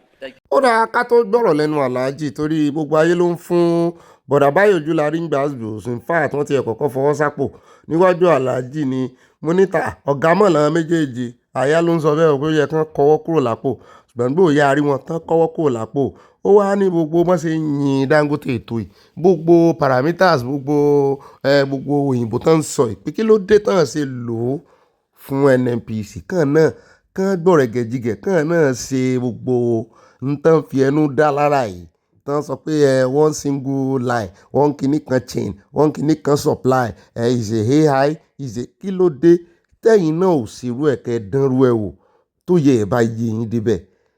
Mo ní ó ti gbàgbé pé lábẹ́ umbrella government làwọn wà tó bá ti wà lábẹ́ umbrella government bẹ́ẹ̀ yẹn wọ́n kàn máa pín owó wọ́n máa fẹ́ pín owó ń bẹ̀ nígbà táwọn náà sì ti rí wọ́n ti fi telescope wọn wò ó wípé kò lè ṣeé ṣe NNPC ò lè rógolo bóyá máa tàdánù ní àti ìmọ̀ bó ti ẹ̀jẹ̀ kan waste time ọmọ Nàìjíríà náà díẹ̀ báwọn èèyàn náà sì tún kí wọn wípé wọ́n ti ẹ̀ káre nínú gbogbo àwọn GMD NNPC tán ti jẹ sẹ́yìn wọn lọ́pọ̀lọpọ̀ wọ́n fi kíní wọn fi ń kówó jẹ ni wọn sòótọ́ ṣùgbọ́n àwọn jáde lẹ́yìn ìgbà tí wọ́n náà ti take time bíi 1.5 years wọ́n sẹ̀ wá sọ fún wa pé kíní yẹn mọ́ retí pé òkú rẹ̀ ó dá láàyè mọ́ o sí ń tẹ̀lé fún kò lè sòkú dá láàyè ó rẹ̀ ẹja kún bẹ́ẹ̀ ẹja sáré gbọ́ lẹ́nu bọ̀dà Dangote Alhaji Jare.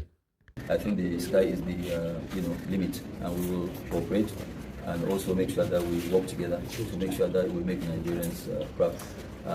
The other issue is that, look, they are holding 7.25% of the shares that we have here, which is more than the shares Elon Musk has in Tesla. So, and they are holding that on behalf of Nigerians.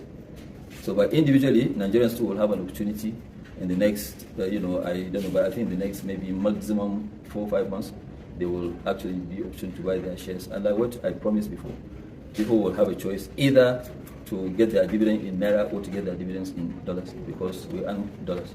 And besides the expansion plan, is there any other significant collaboration between the NNPC and Dangote Refinery? Yeah, definitely. That's what we are looking at. We have a block 71, 72, but we're going to look much deeper. Most likely, depending on our own discussions with them, we will partner with them maybe in some of the upstream. They too, they will partner with us here. Because here is not a refinery, it's an industrial hub. And that's why we are doing, linear alkaline benzene, which is raw material for detergent. And that raw material for detergent will be sufficient for the entire African continent. It's 400,000 tons, which we don't have. The only two is one in Algeria, 100,000 tons, and Egypt, 50,000. But we are going 400,000. Ó dá ika àbọ̀ padà ká tó wá lọ sọ́dọ̀ Aláàfin ìròyìn tó ní òpọ̀ rárá ẹjẹ́ ànìsó ní ọ̀dọ̀ arákùnrin tí mo sọ fún yín pé ọmọ Haúsá ni ó ń sọ̀rọ̀ nípa economist tó ní food security Nigeria is 103 wọ́n gbé ipò 103 mẹ́tàlélọ́gọ́rùn-ún nínú 113 pé àwọn kan sì ń sọ pé food security wà ẹ bá ń tẹ̀sí ẹjẹ́ àgbọ̀n lẹ́nu ẹ̀. Let me take you back 2023 where the NNPCL went ahead to put Nigeria in a bigger risk by borrowing and then putting oil production, the crude production of Nigeria in a high risk with the Exim back. These are some of the things that we review them from time to time. And not only reviewing them, now put a fiscal cap to address mismanagement of that facility. Because we don't need to in a volatile crude oil market, now risk our production, risk our potential in trying to do non-economic value in the name of subsidy, which has finally been removed. But Nigeria is now paying heavy to that economic risk that we take. Okay. If you go to food security, for instance, you see the rating of Nigeria. Out of 113 countries, Nigeria is 103, and people are shouting, we are secured. We are not secure. And what are the things that are measured to confirm your food security? Don't just look food in the market and think that there is enough food, or you put a pyramid of rice somewhere and you say you have food. No. What that concept of food security entails is that you must the food itself must be available, not in the market but in our homes. And it must be price reasonable, that we can buy at any time, and it must have quality and safety. So these are the combination that we should be looking to put our economy to efficiency level. The debt service institution has a role to play, but what plays a role greater is our Fiscal Responsibility Act, because these are the laws that even allow us to go to borrowing market and then add to our revenues. But let me tell you, some of the things that are positive in this economy. One is by the time we began to have a stable foreign exchange, and by the time Naira is also appreciated. I may even witness from Friday, just last week, dollar to Naira was 1,410, and yesterday it was 1,350 Naira. But it goes up and down. It goes up, but there are factors that have influenced that, and those factors are not falling from sky because they are not natural. They are man-built. The intervention of the central bank to create 150,000 windows to bureau de change is at the base. So, but what we economists always call it is that if you are to build, if you are to build your economic efficiency without borrowing, then definitely you have to put it as a political will to begin to dissociate, because it is not every priority that you require funding from concessions or interventions or loans. Let me tell you, why do we go to international market to borrow money just to share as proceed to feed ourselves? We don't need that. The critical investment that we know that we are very deficient in is a deficit. These are and not only that, political office holders and policy design managers must also understand that if you are to control the entire debt profile of a state, you don't limit it only to the national, you take it to subnational to check their excesses. And at the same time also, there is proactive decision to boost recapitalization, like I said earlier. Once we recapitalize our banking sector, and I think part of the projection in 2026 fiscal year is that the debt, 80% will be sourced domestically. Kí wá ṣe ẹnìkan ló sọ ẹ káàbọ̀ padà, ó tún wá sọ̀rọ̀ lórí bọ́n ṣe lè lo owó orí tí wọ́n fẹ́ tán ti bẹ̀rẹ̀ sí ní gbàjáre, bọ́n ṣe lè lò wípé gbogbo project tó bá fi owó orí yẹn ṣe kán kọ signboard síta gbangba gbàgàdà báyìí wípé sponsored by FIRS, wípé òun náà fi ṣe project tẹ́ ń wò yìí o, pé àwọn ọmọ Nàìjíríà ó lè rí wípé owó orí táwọn ń san bó ṣe títì náà lẹ́ṣẹ̀ ẹ kọ́ síbẹ̀ pé owó orí tẹ́ gbà lọ́wọ́ wọn lẹ fi ṣe ẹ gbọ́ tó bójúmu ẹ bá ń tẹ̀sẹ̀ ẹja gbọ́ lẹ́nu. Not every time you have wedding in Lagos, Kaduna, that you must go. There are weddings that you just need to call. So the same thing applies to economic sense. Not all investment you borrow money to invest. You take the ones that will give you value addition. And the value addition, like I told you, we look at the value chain industries, which will bring our people to have food on their table, to have work to do, to reduce crime, and at the same time also to expand the tax base. After expanding, the revenue will increase. Then we'll bring it back again. And it is wrong. I gave this some time ago. I was telling one SA to the revenue service chairman. I said, look, please, why can't you, from the social corporate responsibility, these taxes that you are taking, a certain percentage, design a model to have a cancer, a diabetic center, and so health facilities around 6 geopolitical zone, and within them also, like this cook, put sponsored by Nigerian Revenue, so people can see it. They can control childbirth delivery unit, sponsored by Nigerian Revenue. People will have confidence in you. People will have confidence to pay more taxes, and the economy also will be friendly with whatever revenue that comes into it, and then spend within it. Ó rà káàbọ̀ padà nígbà yẹn jẹ́ wá lọ sí Èkó, Àjìràn là ń lọ ní Lẹ́kì lọ́hùn-ún níbi tí a ti gbọ́ wípé wọ́n ti declare ìkànnú àwọn tí wọ́n fẹ̀sùn kàn. Wọ́n ti mú méjì nínú àwọn afurasí tó pa àwọn ọmọ ọba méjì ń bẹ̀ tó sì jẹ́ wípé ọwọ́ pálábá rẹ̀ ti ṣẹ́gi. Àwọn ọlọ́pàá Èkó ló wá ń jẹ́ ká mọ̀ wípé bá wọn rí o ká fi tó àwọn létí. Tálẹ́ni náà kí ló kọ rẹ̀ ẹ jẹ́ á gbọ́ lẹ́nu wọn. Phil Fatai, aka Fapo, and Yusuf Ismail, aka Bariga, confessed to the various criminal roles they carry out in the of these two victims. That is Sheriff Salami Ishola on the 18th of April 2023 and Prince Ademola Akinloye on the 26th of August 2024. Another prima facie evidences linking and connecting Alhaji Ahmed Tajuddin Akombi, 38 years, Soji Mascot, and one other called Kenny, are hereby declared Alhaji Ahmed Tajuddin Akombi, 38 years, in Ajiran, Etiosa local government, wanted for the various roles that he has played in the commission of the two gruesome murders, these two victims. Youth of Ajiran community troop out in their number to show support for the renewed investigation by we, the concerned youth of Ajiran, the true sons and daughters of Ajiran, we that our dignity has not been bought. We are standing here today. We are demanding that justice is done. No favoritism, no cover-up, no shortcuts. Justice must be served openly and completely. Yeah, he's a son of the land. He was brought up here, but our fathers failed us. But we will not fail ourselves. Ahmed has always been a criminal.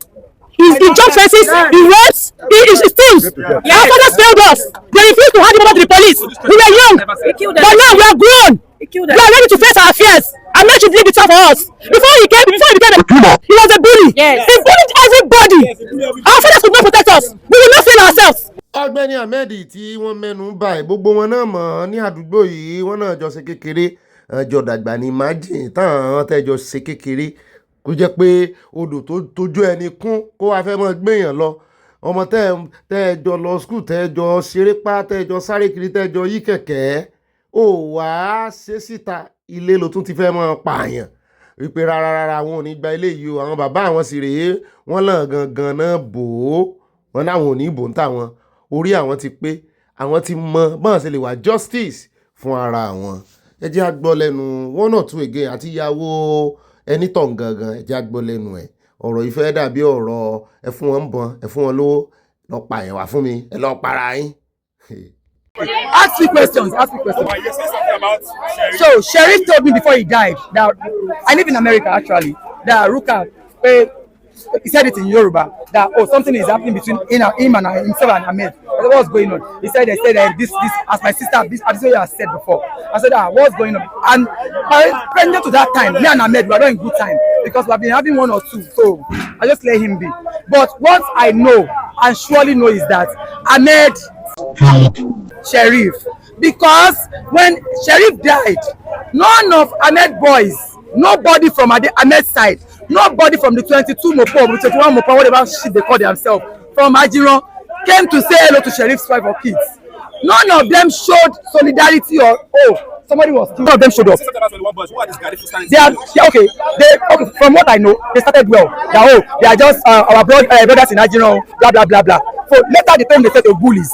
They thought they said to Ahmed slaves. They became Ahmed slaves. So that's who they are, 21 whatever. So now they are saying Ajiron indigenes. Ahmed is not speaking for everybody. We see some people that they cannot be bought. Like somebody like me, I cannot be bought with nothing, with no peanuts. We are all indigenous of Ajiron. Whatever Ahmed is doing, he's doing it on his own. Ahmed is a menace in this community. Ahmed is a very wicked soul. He's lying on Beshi, his land issue of blah blah blah. No, Beshi called Ahmed out on his BS. That Ahmed, you can't be doing this to the community. That was how Ahmed started lying about Beshi. That Beshi is talking about land grabbing. No, Ahmed killed two people. You know, Demola Akinloye and Sheriff. The evidence are out.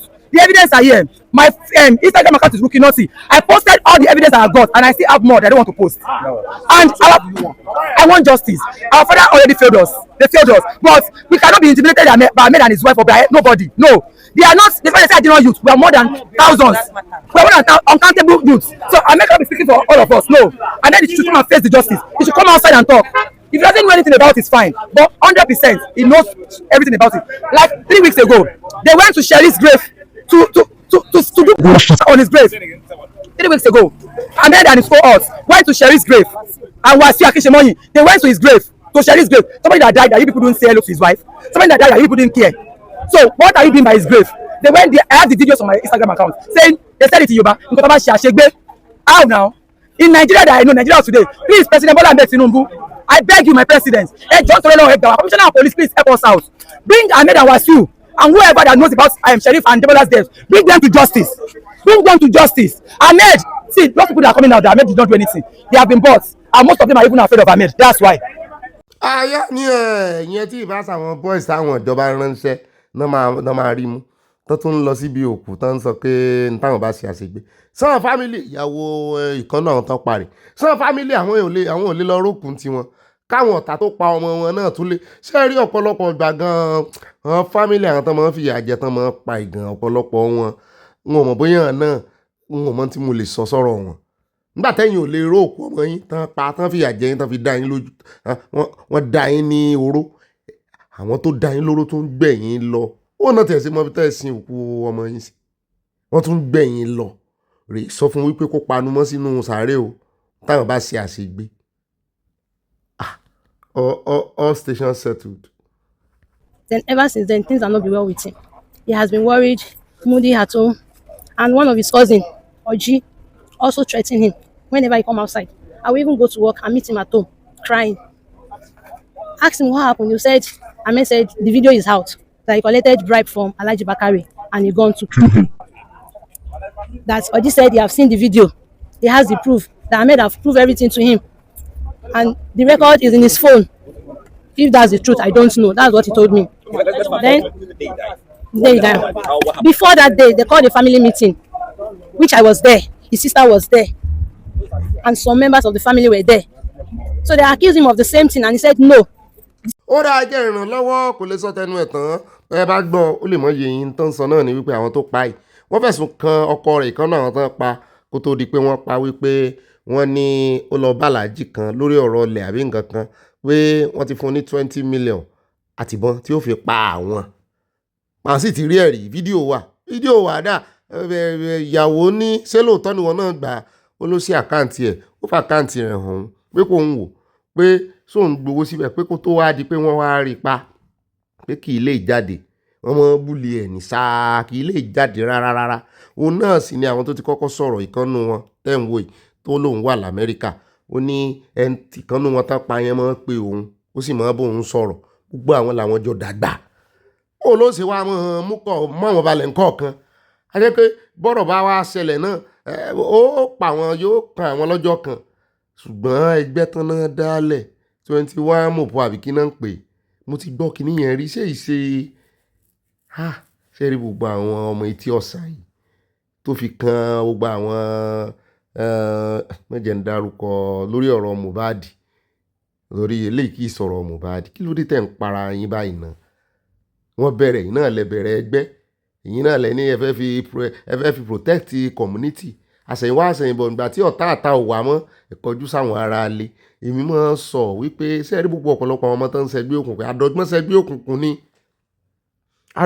òkùnkùn ni wọ́n sì láwọn pẹ́rẹ́ǹtì àwọn náà wọ́n ní wọ́n ràn àwọn lọ́wọ́ wọn fẹ́ kí justice wá ẹ fẹ́ káwọn sowọ́pọ̀ kàn án gbè sí ọ̀daràn lẹ́yìn tó sì jẹ́ wípé ara àwọn ní ń pa gbogbo ń tẹ́ wá dẹ́gbẹ́lẹ̀ fún nísìn wọ́n bá yẹn fẹ́ gbalẹ̀ yín lẹ́sẹ̀ dẹ́gbẹ́lẹ̀ kò sí èyí tó wá sí ìmúṣẹ ń bẹ. Use and bury him. They just look for one rag, soak with blood, and bury him like that without anybody's notice. I want justice from the government. I want justice because the truth has been out, and they have so many evidence that prove that it's Tajuddin that killed him, and with the support of the family member, they buried him. Ìyàwó ẹ̀kọ́ ni wọ́n ní sọ̀rọ̀ ó ti yé mi o ó ní àwọn ẹbí ọkọ òun àtàwọn tó pa wọ́n ti fọwọ́sowọ́pọ̀ ó ti tán gbà náà sáà mọ̀jẹ̀ kan pàwọ́ náà rèé mọ́ tọ́jú àwọn ọmọ rẹ o wọ́n fẹ́ ọkọ ń bẹ̀ mọ́ o kọ́ ọ jáde kó rẹ̀ fẹ́ ọkọ o kó o sì mọ́ kọ́ ọmọ rẹ lẹ̀ àwọn ọmọ tó bí fún kó wọn jìnnà réréréré torí àwọn tó pa wọ́n tó pa bàbá wọn ò ní fojú rẹ̀ wò wọ́n o. ó rẹ̀ káàbọ̀ padà ẹjẹ́ wa lọ tààràtààrà sí Ọ̀ṣun State níbi tá a ti ń gbọ́ tán sọ wípé ẹ̀sùn tán fi kan gómìnà pé lábẹ́ ìṣèjọba rẹ̀ àwọn kan wọ́n ń kó bí 5,000 salaries wọ́n san 5,000 salary wọlé fèèyàn kan wípé bó ló sì rí bẹ́ẹ̀ ṣé rọ́nà wá pamọ́ yín ẹ jẹ́ kán defend ara wọn. That you have you contracted the woman and a company to do the work, and the woman also got an agreement to do the job. The job got started, and the government also confirmed that. But you know the principles of the contracting law. Part of it is consideration, which is very strong, meaning that there is an exchange of value. And the allegation here is that there is a breach on the side of Osun State government. Why did the government breach the contract? Well, thank you for this opportunity. There is none of any breach of agreement. The content of that agreement will let the whole world know the reason why Sally Tibot is doing what she's doing now. The agreement for the payment is actually based on the number of the people, the number of amount of money saved for the state, and it's 15% of the amount. Let me repeat. If the woman saved for us 100 billion naira, she will get 15% of 100 billion. If she saved for us 100 naira, she will get 15% of that money. That is the basis of what we have. And that is the reason why eventually, when the woman submitted her report, we actually commissioned the woman, the Sally Tibot. As part of the transition issue, whenever a new government is coming, you have to clean the house. She was given the letter of appointment around May 2023 to check the wage bill. of the states. And she was given the mandate that the terms of reference should be between 2018 and 2022, the period, to know the actual amount of money we are paying out and those that are collecting the money. And so if you say for us, any amount you say for us are going to get 15% of it. So when she came up with the reports, eventually, she came up with 15,000 ghost worker plus. And the governor insisted with a provider that the amount of money saved happened to be 13.something billion naira per annum. The governor was highly elated because that was average of amount of 1.something billion naira every month. And so the governor was elated. The governor insisted that we have to get to the root of this thing. Who are those collecting this amount of money? But eventually, he listed the people categorized as ghost workers in that report. Immediately the report got out. The people he categorized as ghost workers, they started coming. And that's where the issue started. And so eventually, there was an agreement between the Salitibot and the government that let us set up a review committee to know who are the new one and who are the real ghost workers. She agreed initially, but later on, she reneged that she will no longer, her work should not be subject to review. How on earth, if in this establishment now, sure, Kimberley is declared to be ghost, and you are alive, you come out. And the laborers at that time, they were warming up for strike. And it was at the inception of this administration. And so she reneged, and the review was done. At the end of the review, less than 500 ghost workers were discovered. Less than 500 out of 50,000. But did you there was a Osun State Staff Audit Appointment and Promotion Review Committee, which was the prelude to the Salitibot. Something like that. Yeah, That was yes. Do you realize that there was a government-owned audit that says about 4,000 ghost workers exist in the Oyetola payroll? I told you that I was part and parcel of Treasury Committee, and I was in mining committee during the Treasury period. There was no such. If we have done that one, if we have the capacity for that, and we have done that one, we will not engage Salitibot.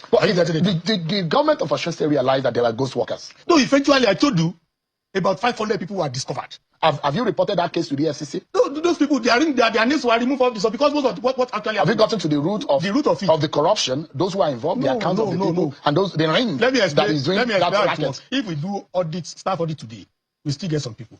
How it works is that at times during the interval, some people might have died, and instead of the report to get to the accounting section quickly, the salary will still be going there. That's why the government do periodic auditing. Are you getting it down? So when you have less than 300, 400 like that, it is due to, more often than not, maybe some people have left the service, travel out, or they have died. So, but eventually, the amount of money saved and the percentage, that's what I want the people to understand now. Based on 13 billion plus, she came up with 1.3 billion naira. Are you getting it down? Eventually, when the audit review came up with the report, we discovered that she's only entitled to about 48 million naira. Are you getting now? So it is because she's claiming 1.3 billion naira now that we have refused to pay her. That's what the people need to know. Because she's not just doing this advocacy for nothing. She's doing it for two reasons. First and foremost, to get 1.3 billion naira instead of 48 million. Because it was based on percentage. 15% of whatever amount you say for us. Let me give you an instance. The first title of Union, Professor Adeboye, he was among the people declared as ghost workers. So many lecturers, because he has their names. It's very easy to all this. The bone of contention was that after the Hula Baloo started, they informed her, and she agreed that a review committee should be set up. She promised to send 2 representatives to that committee, only for her to renege. If she has agreed with that one, all this Hula Baloo will have. Just for a moment, let me ask the PS. Why was the report not implemented, and why was the payroll software rejected? Because there is a payroll software contract that was given to her. Yes. Why was it rejected? Yeah, I think the payroll was, as the Permanent Secretary, Human Resources and Capacity Building, I am the schedule officer. When the contract was signed with her, with Salitibot Consulting, the next thing is to forward it to my agency. And we set up a committee in the state to carry out the exercise along with her, to support her. When we started, it was like, this thing, are we going to do it on zonal basis? Are we going to centralize it on the spot where people will come, we screen them, we verify their document and so on and so forth, and we allow them to go. But because of a lot of people, it created a lot of crisis initially. And with the support of people and other logistics provided, we were doing it. About 2 or 3 times, we had to resort to the House of Assembly, how to stop the exercise. We went to them, explain why we are having crisis. Initially, for example, we wanted to go to Union Osun to go and verify them, that let us go and meet them there. A few hours to the day, she changed her mind. She said they should come. And they were telling her, who is changing this thing just a few hours to the commencement of the exercise? Says the woman. We called her, we talked to her. She didn't respond positively to our plea. So they had to come. The VC had to come with all the professors and other staff of State University. They were screened. P.S. If you are in charge of human I'm coming resources, to that software. just a moment. If you are in charge of these staff audit exercise, and they say that there are ghost workers within your system, what have you done to it? Who are these people? Have you come to the bottom? Have you researched? Have you found out who are these people? Are they dead? Are they missing? Have they traveled? What exactly happened? Thank you, sir. A few hours to a few days to the handing over from the previous administration, we had news of recruitment of teachers, recruitment of staff for local government, social worker, community workers, doctors, all of that. And what we need to do when this administration came on board was to clean the payroll, because we knew that a lot of people are come to infiltrate. So we said, okay, we need to clean this payroll going forward. That was, in fact, the payroll that we are scrutinizing then was the payroll of the previous administration. What was handed over to us. And we met all this. And this has been going about. The labor leaders, everybody has been. So you don't answer my question, sir. P.S. These ghost workers, yes, that have been identified this morning, it has been stopped. Of course. So who are these people? Are there people behind it? Are they dead? Are they missing? What exactly? If you agree, if you say it's about 500 people, it's not up to 14,000. Where are they? The report of the verification review committee came up with 5,000. Let me come. I want to give you the exact figure. 543. I want to tell you. Not over 14,000. No, 543. After this 543 staff, we have screened another 161 that came after. You know what happened is that when you declare some people ghosts, we had to go to their individual agencies. What happened to them? We could not find them. Okay, these people, the salaries are going to them. Stop the salaries. Have you retrieved the money? The money that went to them. The money that has been paid to ghost accounts. We have not done that. Have you invited the ICPT, the EFCC to probe those accounts? The state has done that now. But are you worried, Mr. Alimi, that he said let the EFCC and ICPC probe this matter? Does that bother the government? Nothing to worry about. You can see a letter. The governor has written a letter to the ICPC. That one has been submitted. We have an acknowledgement copy. You can help us post it. Another letter will be submitted on Monday to the EFCC office. We want everybody to get to the root of this matter. However, it is one thing is very clear, which we want the whole world to understand, that this woman advocacy is actually based on the fact that she's claiming 1.3 billion naira. And the state is telling her she's entitled to 48 million naira. So it's not as if she's doing advocacy as a woman right or anything. But your government is saying this is an APC scheming. That this is political. That's what your government. Yes, let me point it out for you. She has raised this issue about 3 or 4 months ago. You might not know. This is not the first time she's raising it. She addressed the press. She went to so many media houses, and we responded. We thought by now 2-3 things she would have done. Either come back to us, let us set up together a committee, joint committee to review our work. The work is still there. It could still be reviewed if she so much believes in it. One, she moved to the SCPC or EFCC as she expected. She hasn't done that one. Other than for her to go back to the media. We now discovered, the election is approaching. Those people, the former governor Oyetola, whom we reviewed the payroll under his government.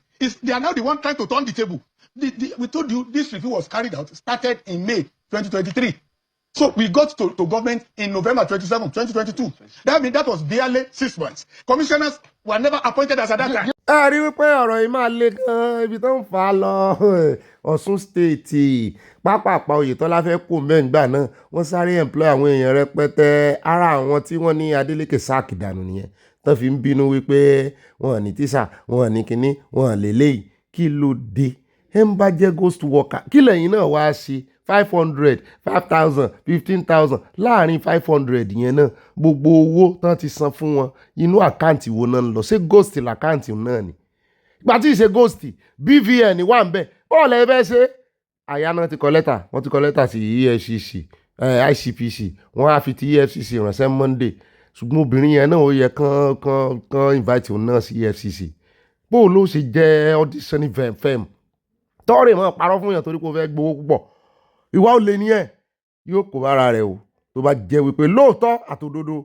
torí àwọn tó pè ń ghost worker mo rí tí VC Ọ̀ṣun University tó ti jáde ó gbóró jáde ni pé bí ò bá retreat gbogbo ọ̀rọ̀ rẹ̀ pé òun ghost worker pé àwọn ò bá fi ẹ̀sìn òfin tọ̀ ọ́. I told you the governor she wouldn't have been able to go far about that audit reports, even for the insistence of the governor. You know what happened? The informant of Dr. DJ Distin was that when the governor insisted that the reports were to be implemented.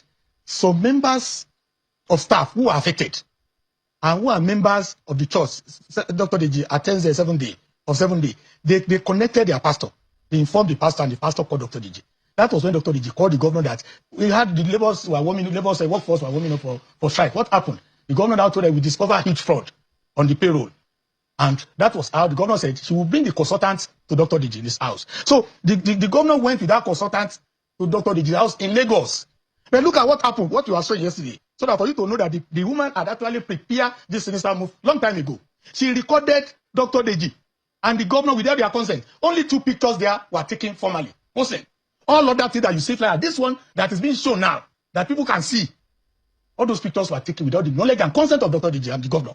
No, they were just relaxed so as to know the kind of person that woman is. So it was based on that one. It was at that meeting that Dr. Deji said, okay, let us broker peace between the workforce and your company. Set up a joint committee, go and look at this and come up with an solution. What is the way forward here? How does the government this is embarrassing to the government. How do you move forward from here? First and foremost, we want the whole world that politics is underneath.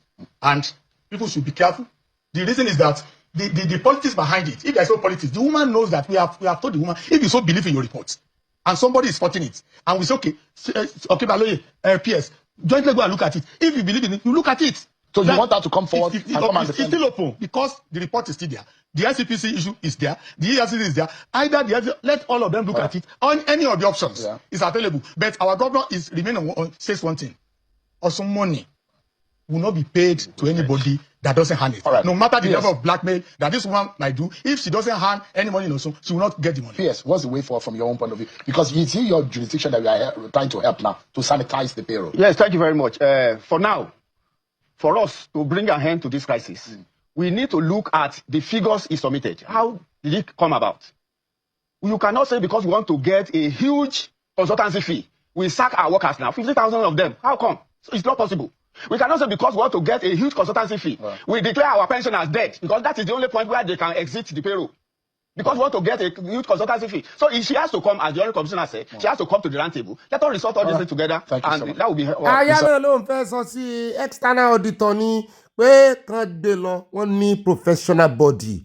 Kàn gbé lọ sí professional body ẹ̀, kàn provide another external auditor nínú professional body to manage wọn, kàn jọ fojúsùnùkùn wò kí ìjọba Ọ̀ṣun náà ná owó yẹn. Kó wá ṣebí òun sọ wípé wọn gbéṣẹ́ yẹn fóun láti review kàn gbé fẹ́ lómi àti pé bó náà lẹ́yìn náà ó tún ṣe pé ẹni tí gbà kó ṣe mistake ṣiṣẹ́ ẹ tún fẹ́ pé òun náà lẹ tún fẹ́ kó wá review bẹ́ẹ̀ engage another auditor láti ta kẹ́ fi check iṣẹ́ rẹ̀ kí ló dé. Nínú fídíò tó sì dọ́gbọ́n yà nígbà tán náà lọ sọ́dọ̀ Dr. Deji lẹ́kọ̀ọ́ tí ò jẹ́ kán mọ̀ tó wá fi síta blackmail ni o. Ó yẹ ó jẹyàn rẹ̀ ń so ó di gómìnà.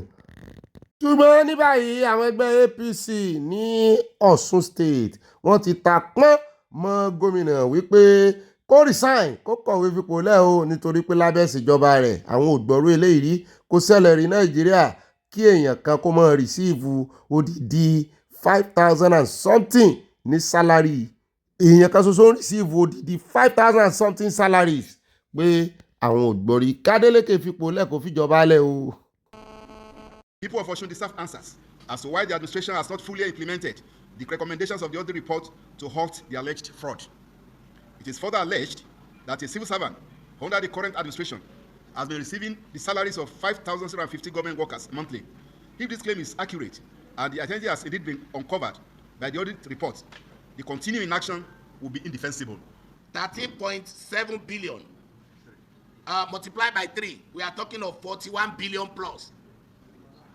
The money that belongs to poor people in Osun. Dr. Deji Adeleke, you will explain when we voted for you as the governor of the state. Governor Demola Adeleke will also explain why he is no more in charge of the state. Ó rẹ̀ káàbọ̀ padà ibi awíládé ọ̀rọ̀ bú ṣe o lórí ti ọ̀rọ̀ Aláàfin ẹjẹ́ àkọ́kọ́ mú níbi tí ká tó lọ síbi fọ́nrán ibi tó ti ń bá àgbà Akin sọ̀rọ̀ tán fi àwọn tó gbadé tán fi wọ́n sí yẹ̀yẹ́ pé adé pálí ni wọ́n gbà àwa amẹ́ni tán bá wínú wọn torí bàbá wa Olúbàdàn náà ti fìgbà kan dé adé pálí Adéládé ń jẹ́ tán bá ti recognize wọn nínú ìjọba Ṣèyí Mákindé sì recognize wọn ṣùgbọ́n àwọn èèyàn ló wá ń béèrè pé kí ni ìdí tán ṣe lọ síbi tí wọ́n ti pe traditional summit l'Àbújá pé tí gbogbo ọba ò bá tiẹ̀ wà á lọ pé ó yẹ kí Aláàfin wà ń bẹ̀ pẹ̀lú Ọọ̀ni mo ní ń dàpẹ́ ni pé Aláàfin gbogbo everybody náà fẹ́ bájà bẹ́ẹ̀ náà ni mò ń rí àwọn àfáà kan lẹ́yìn wọn tí ó yẹ pé àbòsí náà fi ń ṣe àwọn àfáà tí mọ́ tẹnu àbùkù lùsẹ̀ sí mo rí wọn ń bẹ̀ níbi tán ti ń lùlù gbẹ̀du fún ọba kì í sì ṣe Islam ló ní ìlú gbẹ̀du àwọn onílẹ̀ àwọn alálẹ̀ àwọn oníṣẹ̀ṣe náà ní ìlú yẹn ìlú ńlá ni kì í ṣe ìlú tán máa ń lù tán máa ń jó àwọn ìlú tán máa ń lù fáwọn irúnmọlẹ̀ ní o tẹ́wọ́ gbogbo mọ̀rìwò náà so mọ́ báyìí tí àwọn irúnmọlẹ̀ ní tóun ẹ ti dùn o mo rí wọn àwọn tán ń lù gan mo ráwọn ọmọ kékeré kan ń bẹ̀ tó jẹ́ wípé ó wọ ìjáàbù ẹ sì jáde ẹ wà mọ́ kọ̀ndẹ́mù oníṣẹ̀ṣe ẹ sì lè sọ fún ọba Aláàfin Ṣàngó wípé kìí ṣe ìṣẹ̀ṣe ò dáa ẹ sì sọ fún un ẹ má jẹ́ àgbọ́ lẹ́nu yín mọ́ pé ìṣẹ̀ṣe ò dáa gbogbo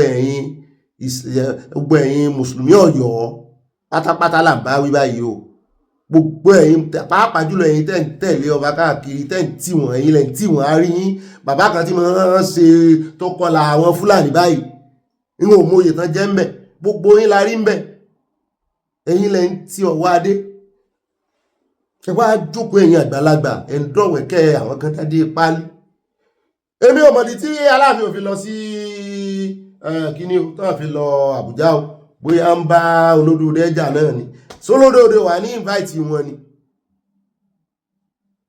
ṣùgbọ́n kí ìsàn nìkan ni ò lọ ìyẹn ni ò jẹ́ àrọ́rọ̀ sọ ń bẹ̀ torí afẹ́ kan wà ń bẹ̀ summit yẹn afẹ́ kan wà ń bẹ̀ ṣùgbọ́n ní excuse kan náà give pé ṣé àwọn ọmọ Ọ̀yọ́ kan give excuse pé sáwọn mọ̀ pé wọ́n gbé Aláàfin lọ ilé ẹjọ́ ni àwọn tó gbé wọn lọ ilé ẹjọ́ ọjọ́ yẹn ló fọ́ọ̀sì ní tẹ́ wá sí lórí àpèrè ní kẹsí ìjà ìyàlẹ́ wá jà lórí àpèrè lórí àlàwọn èèyàn sọ pé ìgbéraga ní síwájú parun pé ìgbéraga làwọn rí lẹ́yìn sí Alákọ̀ọ́jà ti reclaim ancestral crown àti domain rẹ̀ àwọn èèyàn wá ń sọ wọ́n ní bọ́n bá lọ kán rán Àgọ́jà kán rán ọba Àgọ́jà lọ bàbá yẹn sì ó rẹ́dí ìjà wá ìjà ò sí always guiding ni bàbá yẹn náà dúró tán ẹ bá ń tẹ́sí ẹjá wò ó bí wọ́n ṣe fi ẹni tán ní ó gba adé pálí wọ́n ṣe fi ń ṣe àpárá.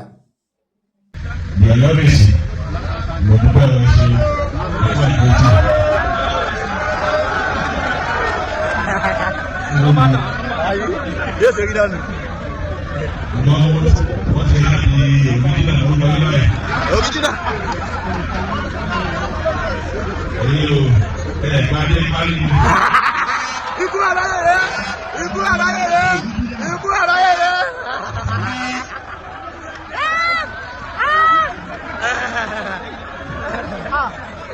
Ọlọ́run dá gbọ́n. Ìsí àtẹ̀lẹ́sẹ̀ ìjòkó. Afẹ́fọ́sọ bàbá mi àgbà. Bàbá wa àgbà. Ọba ẹ̀jẹ̀ Adeleke Òfòmù. Abímbọ́lá Ọ̀wọ́adé. Ẹlẹ́wọ̀ ẹ̀fọ́ rẹ̀. The Aláàfin of Ọ̀yọ́ Kingdom. The Aláàfin of Yorùbá-land. Whether you like it or not.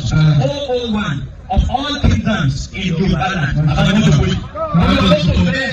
Bẹ́ẹ̀ ni wọ́n sì tó. Wọ́n ò ní sí ọ̀dọ̀ ìṣẹ́.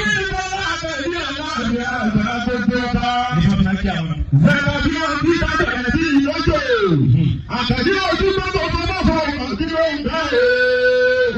Ojú tó tó tó máa fọ òkùnkùn àwọn àgbẹ̀kọ̀lẹ́ ní ìbáka àwọn òbí àgbàlagbà òjò tí bá kí àti kí o ti lábẹ́. ẹ wo àyà lòun rí nǹkan kan mo ní kí lórí sí o tún ríran ni ó lòun rí i pé wọ́n á tó já àwọn oníṣẹ̀ṣe Ọ̀yọ́ kulẹ̀ mo ní ṣe lóòótọ́ ó ní bẹ́ẹ̀ ni wọ́n á tó ẹ̀ẹ́dì gbogbo àwọn tí wọ́n tẹ̀lé wọn kiri tán máa wọ́sọ pupa wọn ó ní Ọ̀wọ́adé ò tó jẹun kulẹ̀ mo ní sórí ìran ni ó ló fẹ́ wá ìṣípayá mo ló jọ bẹ́ẹ̀ torí gbogbo àwọn tí mo rí tó tò tì wọ́n yìí lẹ́gbẹ̀ẹ́gbẹ́ yìí mi ò rí oníṣẹ̀ṣe kankan tó jẹ́ àgbà oyè oníṣẹ̀ṣe àwọn oníkiní ló wà ń bí ó dàpọ̀jọ júmọ́àtì náà ni àwọn náà wà ń bí. Imagine wọ́n sì wà ń bẹ̀ wọ́n wà táwa mọ̀ sí wá sí pàápàá jùlọ eléyìí tó ṣe introduction owó wa ẹ wà bí ẹ wà sí orí agbágbé ẹ wà mọ̀ ṣe wá sí oníṣẹ̀ṣe ò dá ẹ báyìí ni ẹ ṣe sòótọ́ ní tẹ bá mọ̀ pé ẹ mọ̀ òótọ́ sọ ẹ ṣe sòótọ́ fún bàbá wa dé pé kọ́mọ wọ̀sọ̀ pupa mọ́ kọ́mọ tẹ̀lé Ṣàngó mọ́. aláwọn ẹlẹ́sìn yìí náà máa ba ilẹ̀ Yorùbá jẹ́.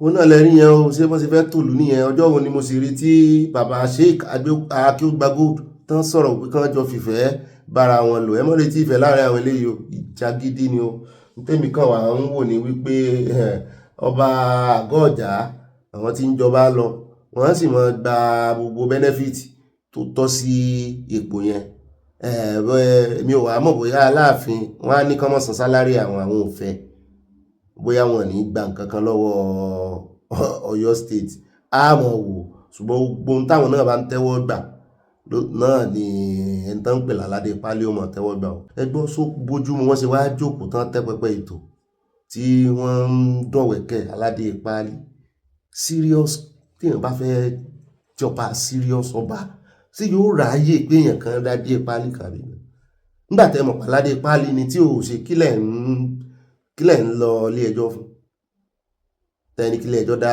ṣe Mákindé lọ́wọ́ kọ́ kílẹ̀ ń lọ ilé ẹjọ́ fún nígbà tẹ́ mọ̀ pàdé pálí ló fẹ́ gbé fún àbí kí ni ìtumọ̀ ẹ̀ pé adé tán dé òwú lónìí kódà kán fi láìlọ́ọ̀nù sí adé kán fi láìlọ́ọ̀nù sí adé kán fi gé ọparun sí ọ̀pá àpá àṣẹ tí níwọ̀nba tí constitution bá ti recognize yẹ ní jurisdiction ibi tó wà kò sí tó kan federal mẹ́ wọ́n ìjọba federal abẹ́ rọ́bà kan tí wọ́n yàn pé federal ló yàn state ní jurisdiction ọba in fact local government from local government nítorí ọba pọ̀ so gbogbo ẹ wá ń jókòó tẹ́ ń dọ̀wẹ́ kí adé palí ẹ̀ ní ìdí gbogbo yẹn ẹ fi àwọn èèyàn ń rí sẹ́rí ọ̀tọ̀ ní ọba ọ̀tọ̀ ní oyè ọba ọ̀tọ̀ lẹ́ni tó wà ń bẹ̀ ọ̀tọ̀ láláàfin o láyé àlérí aláàfin láyé aláàfin ò sí erin fi oyè ọba orí àpèrè yẹn nìyẹn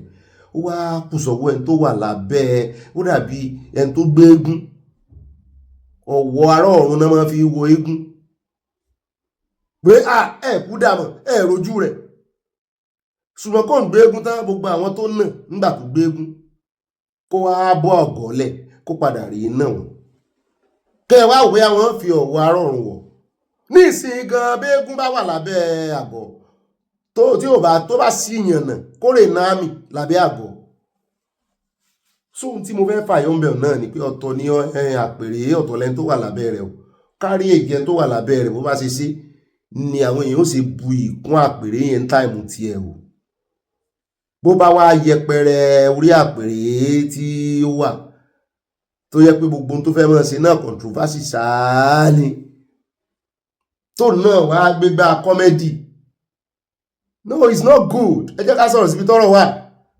tó bá tiẹ̀ wá ṣe bẹ́ẹ̀ táwọn ò gbọ́ pé òkè àwọn ti gbẹ́jọ́ lọ ilé ẹjọ́ agbọ́ yẹn ẹ wá pè pàdé pẹ̀lú àwọn ìmáàmù wọn ni àbáwọn sheik ẹ wá pè pàdé mo sì gbọ́ wípé wọ́n náà yọ lọ federal gan náà federal gan lónìí ó ti wá dájú báyìí wípé ẹ̀ tí ẹ̀yin kò fẹ́ gbà pẹ̀lú gbogbo bá a ṣe ń ṣìpẹ̀ fún yín tó ẹ̀fẹ̀ gbọ́n ẹ̀fẹ̀ gbà ẹsẹ̀ wà ráyè pé àwọn kan dáadé palẹ̀ ẹ ráyè o ẹ ráyè gan-an ni bọ́n blọ́gà Ọ̀yọ́ bá tiẹ̀ wà ń sọ yẹn tán ń ṣe oríṣiríṣi tán ń fàjà àṣàṣì tán ń fata sí fepo sí agbọ́n yẹn orí ẹ̀rọ ayélujára àwọn a máa gbọ́ pé ọba náà wà ní àwọn kan aládé páálí àwọn kan ó mà sí a ní sọ́jú bá fi ọ̀nà a lè rí bá lọ́nà òròyìn tòní oníyẹ́sẹ̀ ọlọ́bẹ̀ẹ́sẹ̀ aláfẹ́gẹ́ náà kọ́ ìbínú àrùn rí bára wá sí o jẹ́ ká àyàgbọ́ adébẹ̀nà àbàlẹ̀ ń bára ẹ̀ torí ohun tèmi yìí ó nídìí kí n rè látọ̀ntọ̀n kí n rest. Goodbye and I love you. Happy New Week. Ọ̀rẹ́ ọ̀nà abala ń bára ètò ní mo fẹ́ lè kí n káàbọ̀ wà ní pẹ́ rárá ìròyìn méjì náà la ní fún yẹn jẹ́ àkọ́kọ́ délé iṣẹ́ ológun níbi tá a ti gbọ́n sọ pé ní Borno níjà ti bẹ́lẹ̀ láàrin ẹgbẹ́ ọmọ iléeṣẹ́ ológun àti àwọn àjọ ISWAP wọ́n ní ṣùgbọ́n ọwọ́ àwọn ọmọ iléeṣẹ́ ológun Nàìjíríà ó dùn wọ́n lọ́tẹ̀ yìí wọ́n ní wọ́n pa 25 nínú wọn bẹ́ẹ̀ náà la tún gbọ́ tán sọ wípé wọ́n gba AK-47 13 àtàwọn nǹkan ìjà olóró míì lọ́wọ́ wọn ẹ jẹ́ àkàn wo wọn fi hàn wá bí wọ́n ṣe pa wọ́n o ṣùgbọ́n wọ́n kàn fi fọ́nrán kékeré kan hàn wá tá a sì rí wípé fọ́nrán yẹn irú àwọn fọ́nrán táwọn ológun máa fi síta ni àti ìrì satellite kìíní ẹ jẹ́ àkàn wo bó ṣe lọ.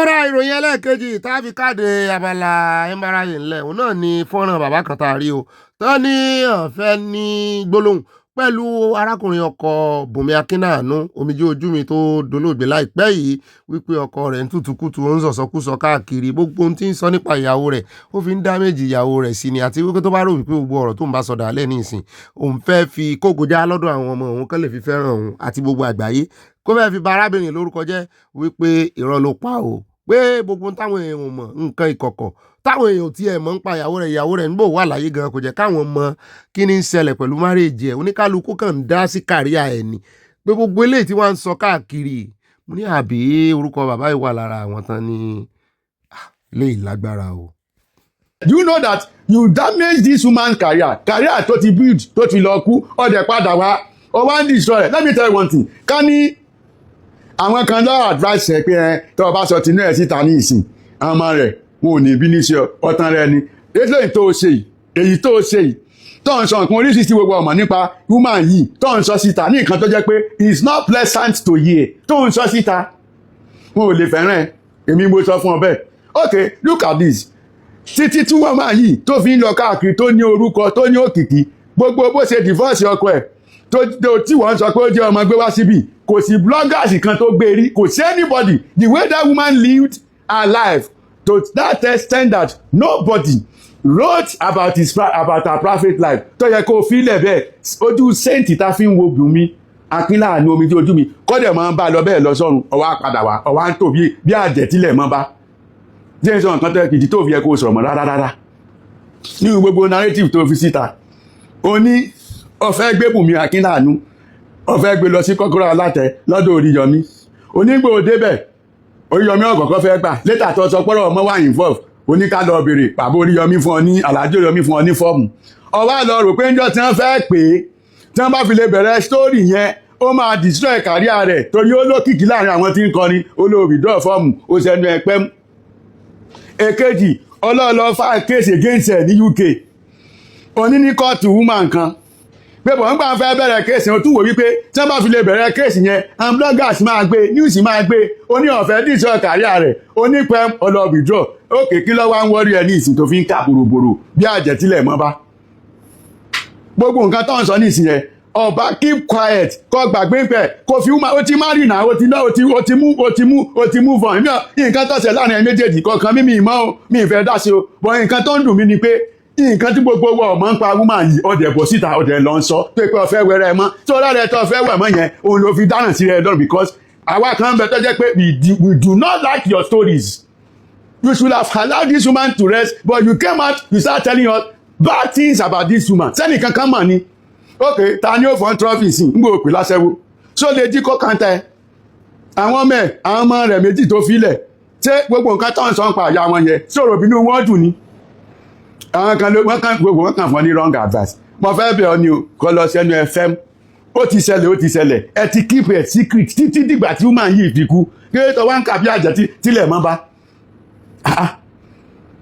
nobody knows èmi gan mọ̀ rò pé tí gbogbo nǹkan tó ń sọ ìbálẹ̀ pé lóòótọ́ ló bá ṣẹlẹ̀ tí Bùnmi Akínláàánú omijé ojú mi báwo ló ṣe ṣe tí bloggers ò gbé sórí ẹ̀yìn méjèèjì for the entire life tí woman yẹn fi live ọfẹ́ wẹ̀rẹ̀ ẹ̀ mọ́ pẹ̀lẹ́ ṣéǹtì ẹni tẹ́ ẹ bá máa fídíò ẹ lọ tágẹ̀ sí pé ìtàn wá lẹ́yìn ewùrà yóò rí lẹ́yìn àkọsí lọ́dọ̀ àwọn ọmọ múmà yẹn àwọn tó fún ọ láàdúrásì wrong advice wọn fún ọ ọlọ́run mọ́tẹ̀lú ẹ̀ ṣẹlẹ̀ sí mi kálẹ̀mì ni wọ́n ní I will walk away I will keep quiet for me not to talk about it when this woman is alive I won't say it again gbogbo ìtàn sọ pé ká lọ mọ́ verify ẹnìkan kò ní interest inú story ẹ kò sẹ́ni tó fẹ́ verify anything kò sí o ṣe dálẹ̀ nígbà tó wà ní ayé ọwọ́ àti ọgbùrúra dáadáa ìwà kan ní wù ìwà kan ní òwù ọgbọ́kùn ìtira ń sùn tira ìwọ ò ṣe sọ́ngbà tó wà ní ayé ọ̀ṣẹlẹ̀ kò ṣẹlẹ̀ àkóṣojú wa gbẹ̀yìn tó ṣe o fi damage kátà woman yẹn nígbà tó ti kú tán yes na because kò lè face ẹ̀ náà the opinion tèmi nìyẹn o